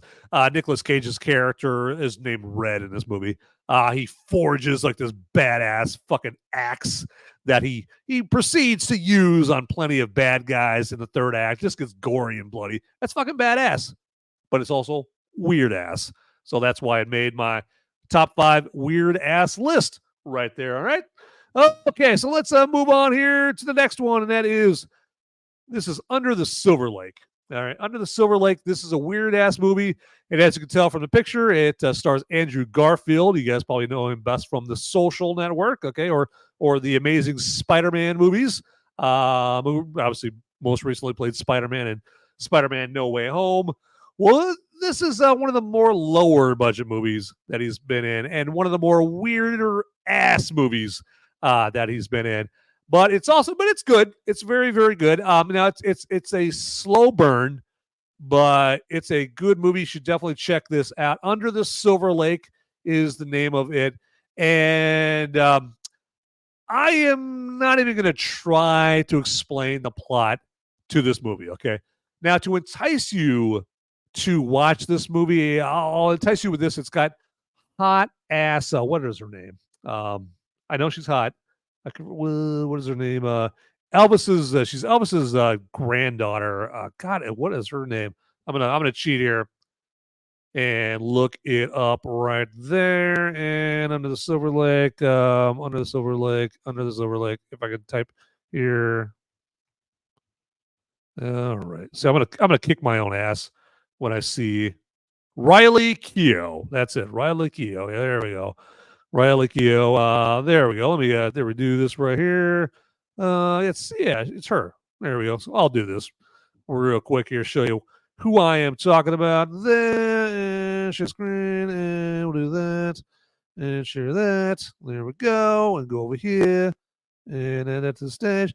There we go. Riley Keough. You guys probably recognize her. She was in Mad Max: Fury Road and Logan. Logan Run. What was the other one? Logan Lucky was the other one. So that's Riley Keough. Very, very, very hot right there. But let's get that out of there. So there we go. That's Riley Keough there in that. So, but go back up here. So it's got her in it. Very hot, very hot. But she plays a character that earns the obsession of one Andrew Garfield in this. And he's basically like this 30-something loser that just goes through life just trying to bang chicks, and he doesn't have much of a career. He's broke. He's on the verge of being evicted from his apartment, and he starts so he gets obsessed with Riley Keough, and it looks like they're on the verge of developing a romance, okay? And obviously, which he's all for, because he's trying to get over his ex-girlfriend, okay? And so he's trying to basically get this thing going with Riley. Looks like they're on the verge of like kicking something off. And then she just all of a sudden just goes missing. Completely goes missing. And so he starts dedicating his life to finding like, where the hell is she at? Well, where's she at? And so as part of trying to find where she went, he starts like finding out all these clues about this, much bigger conspiracy that involves Hollywood. Okay, because this all takes place in L.A. And that's another good thing about this movie is if if you've been to L.A. or if you've lived in L.A. and you want a movie where it shows some of the lesser known areas of L.A., you're going to see that in this movie because it takes place in L.A. Silver Lake is a suburb or part of L.A. There. and you see Silver Lake. And then also there's a scene in this where it takes place on like this. Like, it takes place in downtown LA. This scene, and there's like a club up on a deck on this high-rise hotel in LA. And I this scene cracked me up because I'm like, hey, I've been there. Last time I was in LA, I was at this cool hotel bar. I dig it. I love it. And with a pool and all that shit around there. And they more than one movie film scenes at this club there. Under the Silver Lake did it. Also, have you ever seen the movie Kiss Kiss Bang Bang with Robert Downey Jr. and Val Kilmer? They had a scene at the same hotel bar there in downtown LA. And so that's one of the things I liked about Under the Silver Lake is they filmed that scene. They're like, hey, I remember being there. Hey, I sat at that table right there. So all that to say is, yeah, if you want a movie where it just kind of shows you some cool parts of LA that, you know, are kind of a little lesser known, Under the Silver Lake is pretty good. But at the end, it does reveal that, yeah, there's this much bigger Hollywood conspiracy involving like very popular actors and actresses, and they have like this sinister, very morose conspiracy objective plot or whatever. And this loser played by Andrew Garfield uncovers it right there. But it's an out there movie. It's a very out there movie. It's worth checking out.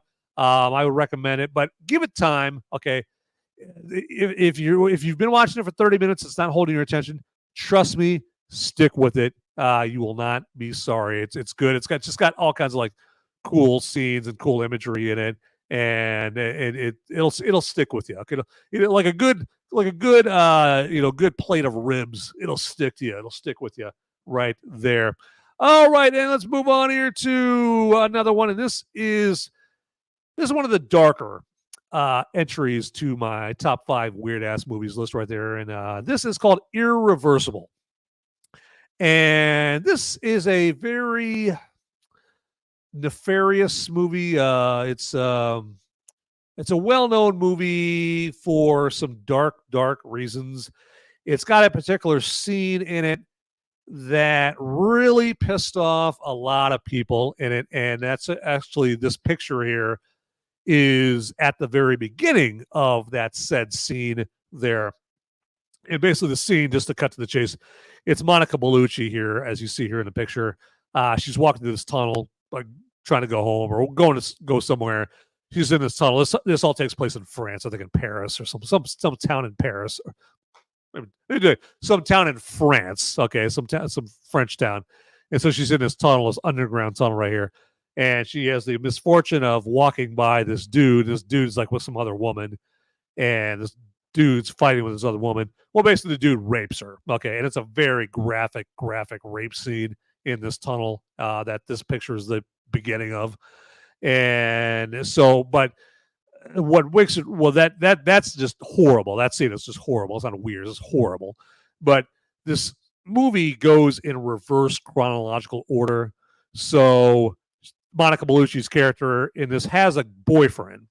And so it goes in reverse chronological order and to illustrate that. So, of course, her boyfriend finds out about her being raped, and he's investigating who did it, because obviously he wants to kill this motherfucker, right?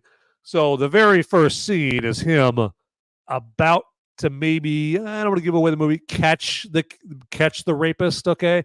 And then it goes back from there. And then in the middle of the movie is when she gets raped. And then further and further into the movie, it's, before she's raped, and then when she first meets her boyfriend. And it's in reverse chronological order. But it's got really, it seems like it's got these constantly like rotating camera shots in slow motion. And it's hard to like keep track of what's happening. Okay. So this is one of those weird ass movies where me personally, just going off of my taste, I don't recommend watching it. Definitely don't watch it with the kids because of the aforementioned rape scene that I mentioned. If you have to watch it, keep the urchins, keep the kids out of the room right there. Because I mean, this movie is disturbing to adults, right? Here.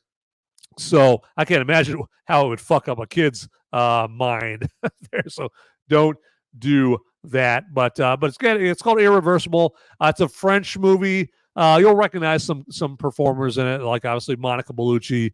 You guys probably know her from a couple of the Matrix movies, and she was in Spectre with one of the James Bond movies with Daniel Craig, and a myriad of other movies. Brotherhood of the Wolf is one of her movies that she's in. One of my favorite movies that hardly anybody's ever heard of. Another French movie.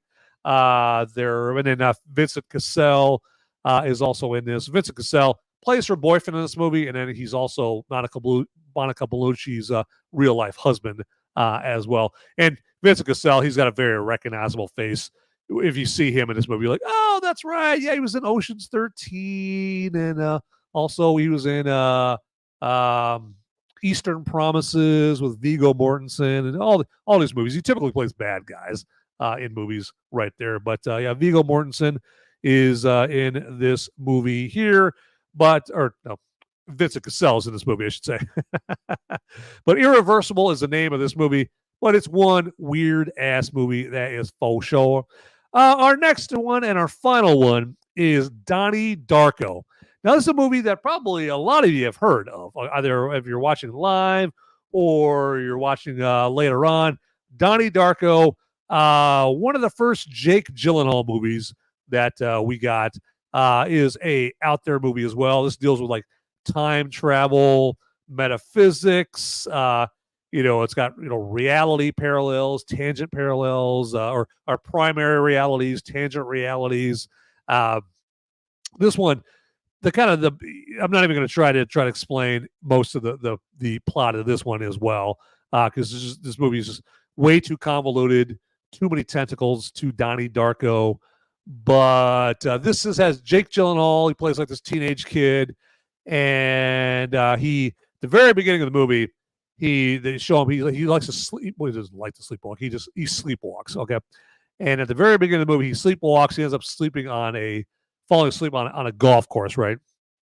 And as it would happen, weirdly enough, a engine off of a 747 drops off of this 747, falls from the sky, and lands in his house, in his bedroom. Okay, now because he wasn't there, because he was sleepwalking, and he sleptwalked to a golf course, because he wasn't in his bed, he lived, right? The jet engine didn't kill him. So the jet engine crashes into her house, and then the movie starts from there, where he starts seeing visions, and constantly he sees this rabbit here, which he calls Frank. The rabbit's called Frank in the movie, and Frank keeps giving him like these prophecies, and also it mutters stuff like 6 days, 12 hours, 27 minutes, 12 seconds, the world will end. And it's all this cryptic, dark shit that the rabbit is telling, or Frank, for lack of a better way. Well, let's call him Frank.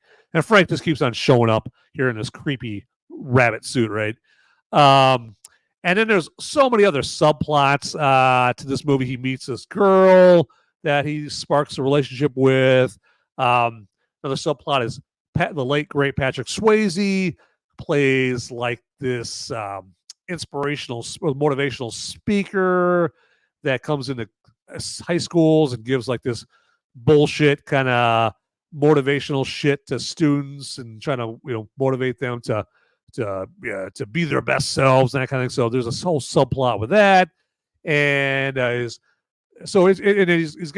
Donnie Darko, he goes to this psychiatrist, and there's all kinds of stuff that's born out of that.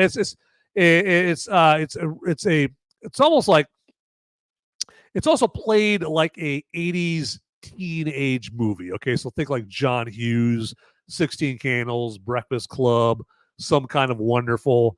It also kind of plays like those kind of movies, but as if someone had plopped like a time travel, very ethereal, deep thinking movie in the middle of the Breakfast Club, right? Okay. It's even got 80s music. You got Tears for Fears music in this movie. It's got all kinds of like familiar faces in it. Like I said, Jake Gyllenhaal is a very familiar face, obviously. Patrick Swayze, his sister Maggie Gyllenhaal is in this movie playing, guess what? His sister. Mary McDonnell plays his mom. Probably know Mary McDonnell from Dancing with Wolves and Independence Day. Noah Wiley is in this, from ER.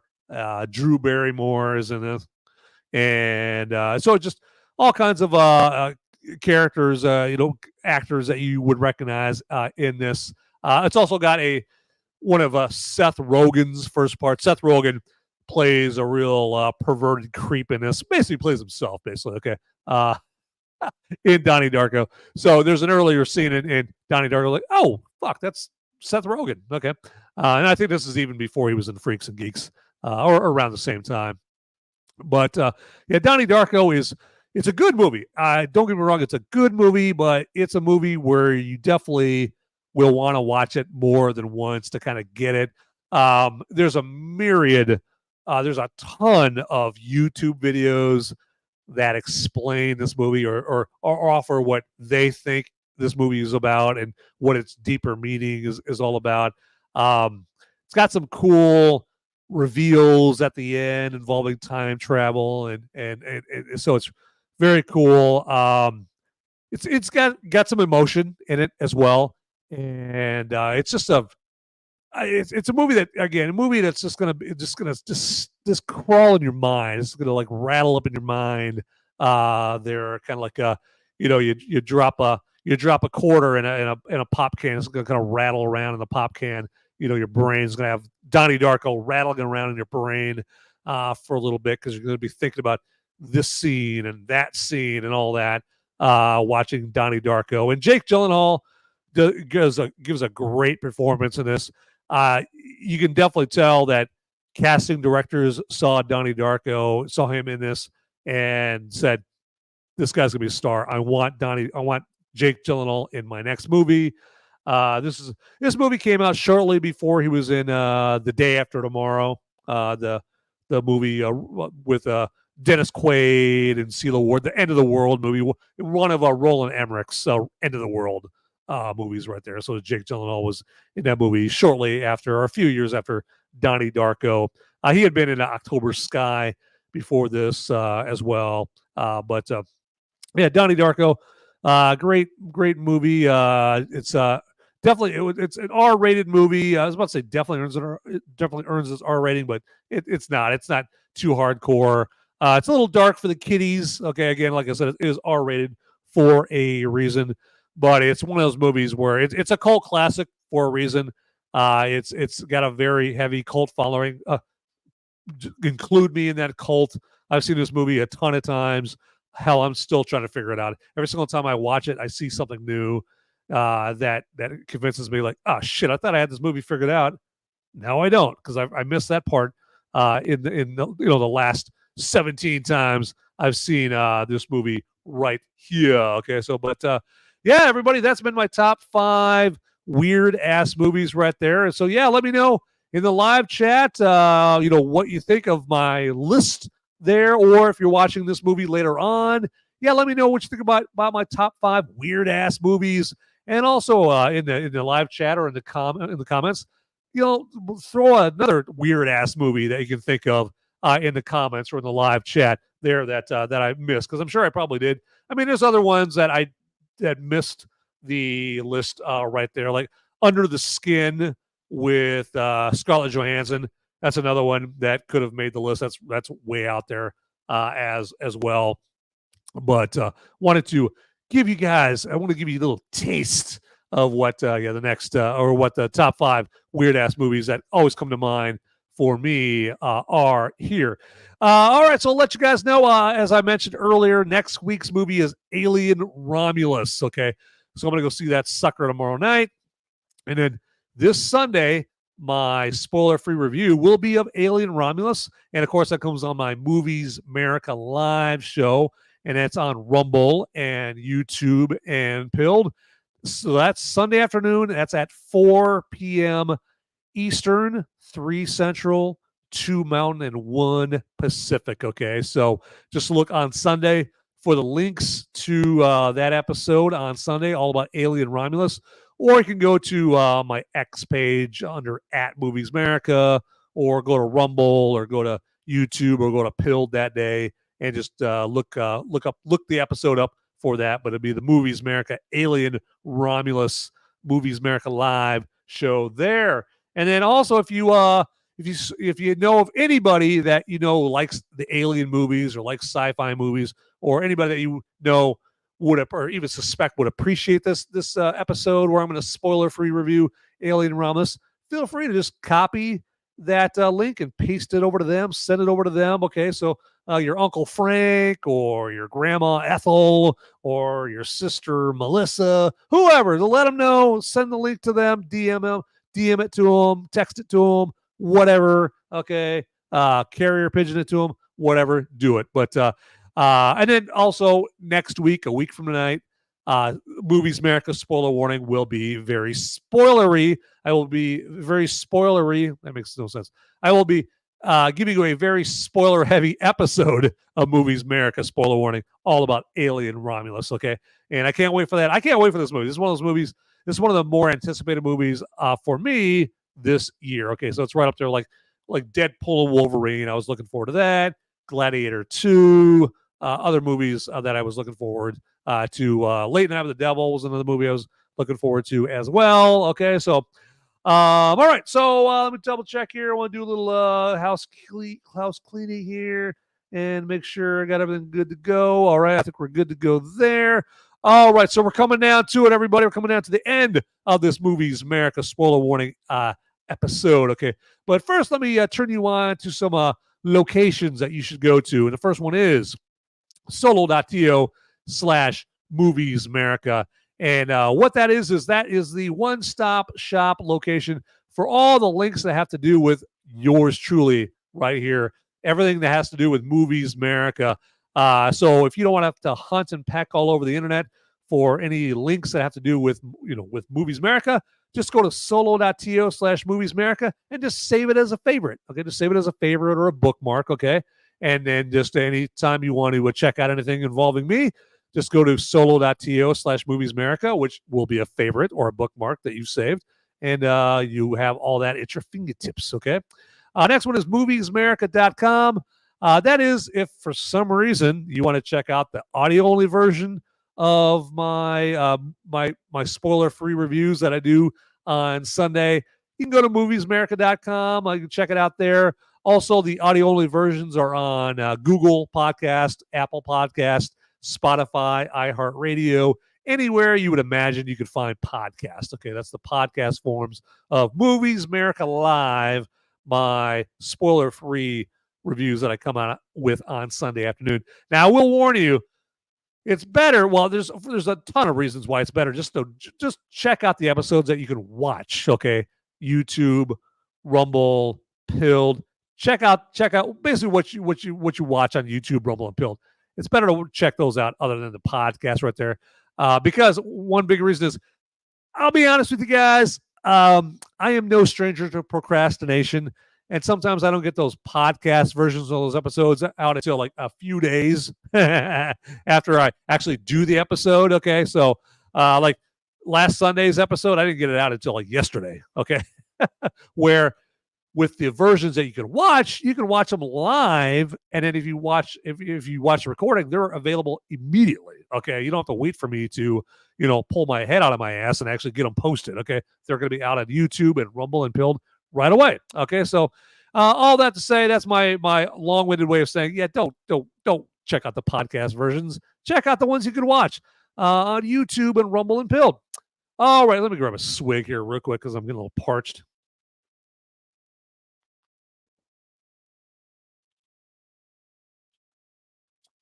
And down she goes. Got a dead Ukrainian soldier right there. All right, that thing is empty.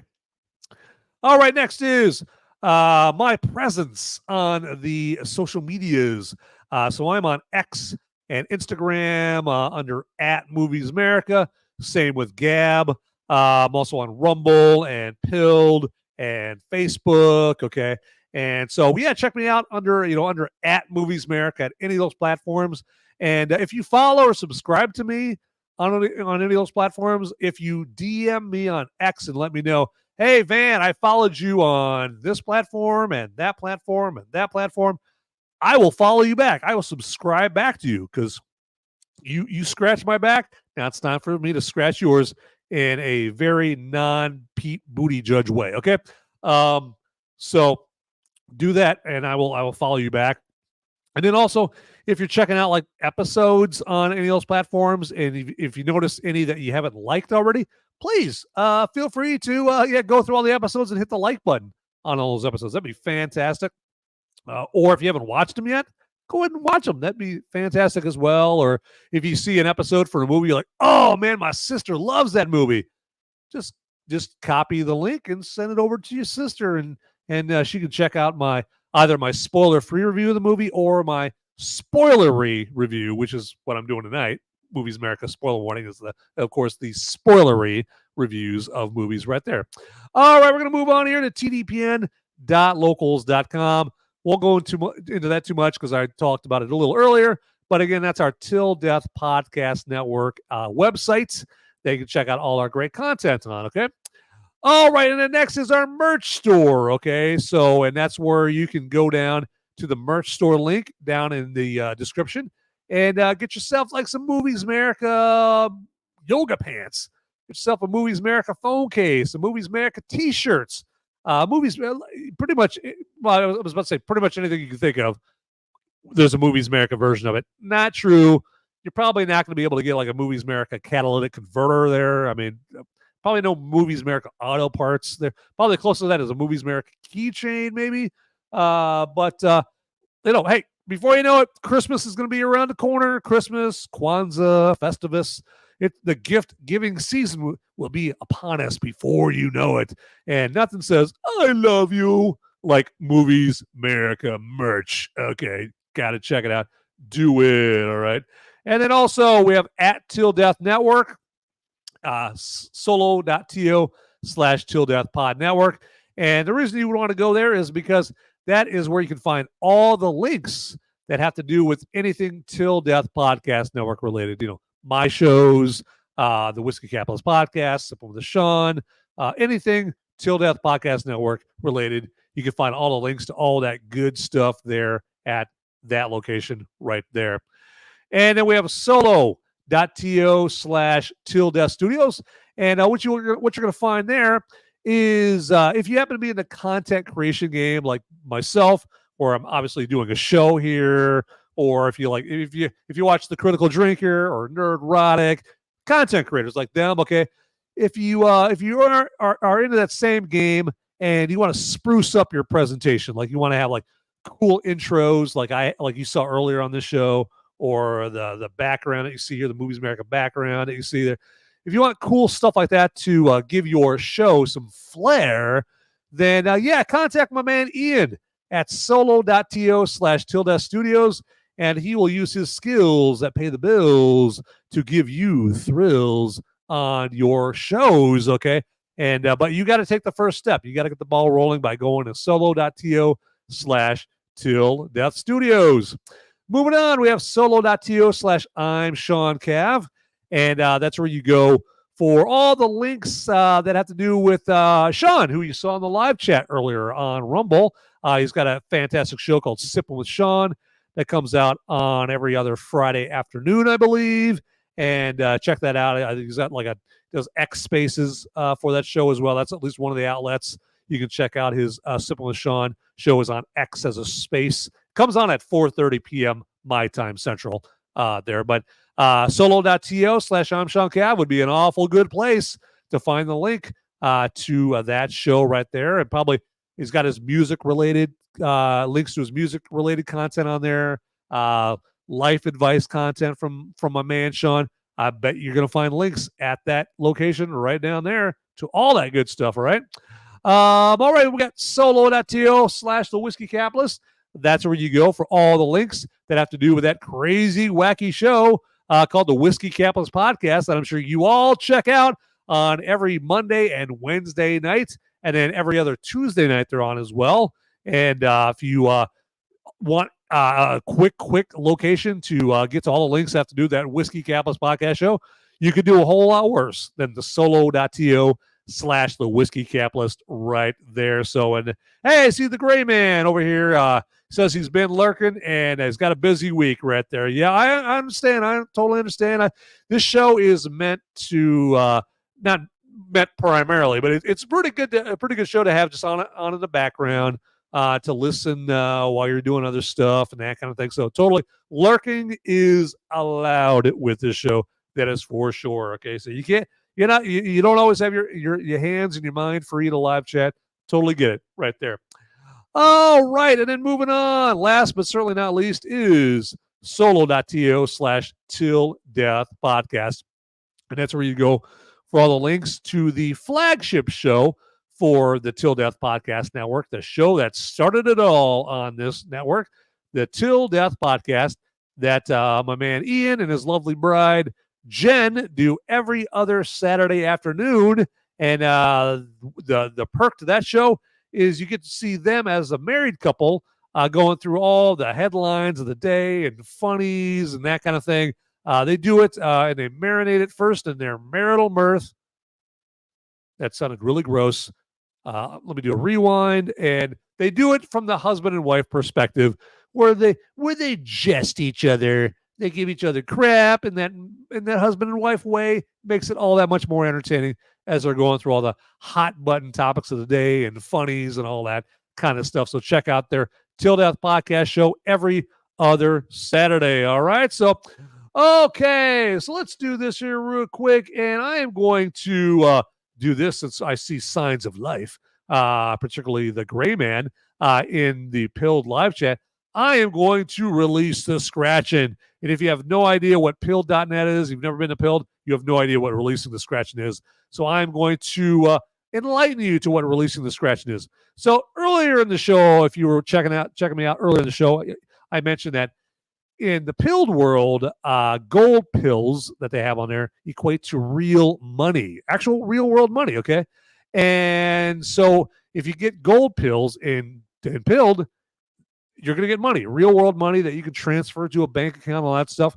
Well, releasing the scratching, which I will do here momentarily, I'm going to release a shitload of gold pills on anybody in the live chat on Pilled for Movies America Spoiler One in this show right here. So if you're watching this show on Pilled and you're in the live chat, get ready to be happy. You're going to get some gold pills. You're going to get some moolah, okay? It's going to rain down from heaven. So remember like those chambers where they have the chambers and the dollar bills are like just flying everywhere, right? And they have the wind blowing everywhere and you got to try to grab as many dollar bills as you want.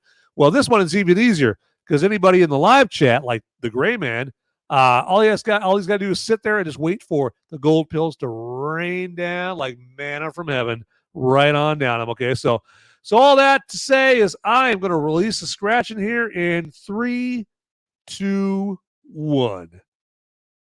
That scratching has been released, everybody. That's an official releasing of the scratching. Absolutely right there. And yes, we've got the gray man with a Buffalo Bill. Yes, the streamer releases the scratching or gets the hose again.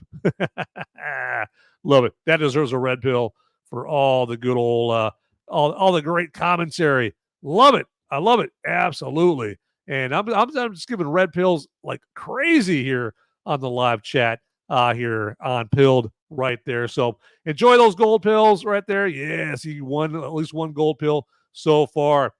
And let me check here, make sure I haven't missed anything here as I wrap up this episode of Movies America Spoiler Warning. Okay. But again, hey, just reminding everybody this Sunday afternoon at 4 Eastern, 3 Central, 2 Mountain, 1 Pacific. Check it out. My Alien Romulus spoiler-free review on Pilled, YouTube, and Rumble this Sunday afternoon. Can't stress enough. I want to see you guys there, live chat with you about Alien Romulus. I got a feeling I'm not the only one that's going to go see Alien Romulus. And anybody that's watching live or watching this later on here, if you're watching it in 2 hours from now or tomorrow, I guarantee you, I am not the only one watching or whatever that it's going to see Alien Romulus by Sunday afternoon. So if you see Alien Romulus, join me Sunday afternoon. Okay, this Sunday afternoon for my Alien Romulus spoiler-free review, where you get to live chat with me and I get to live chat with you and discuss Alien Romulus spoiler-free, of course. Okay, so let's do it. All right, so with that, everybody, get out there, people. Those movies aren't going to watch themselves. See you.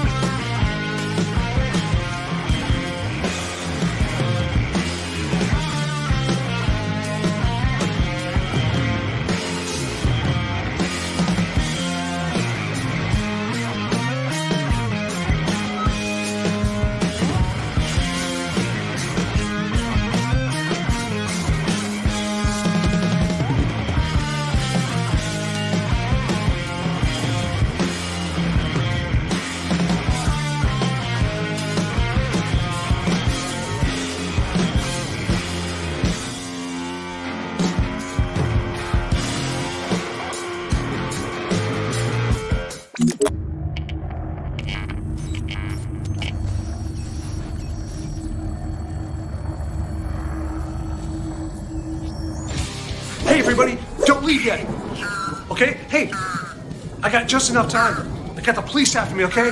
And, oh man, they're gonna get me at any time. I got just enough time to ask you to like this video and also subscribe to this channel if you would, man. You'd be doing me a big favor, okay? And please make sure to like these videos or watch them and then like them, okay? That'd be great. And again, thanks for watching, okay? And subscribe to the Till Death Podcast Network and Movies Merica. I gotta go.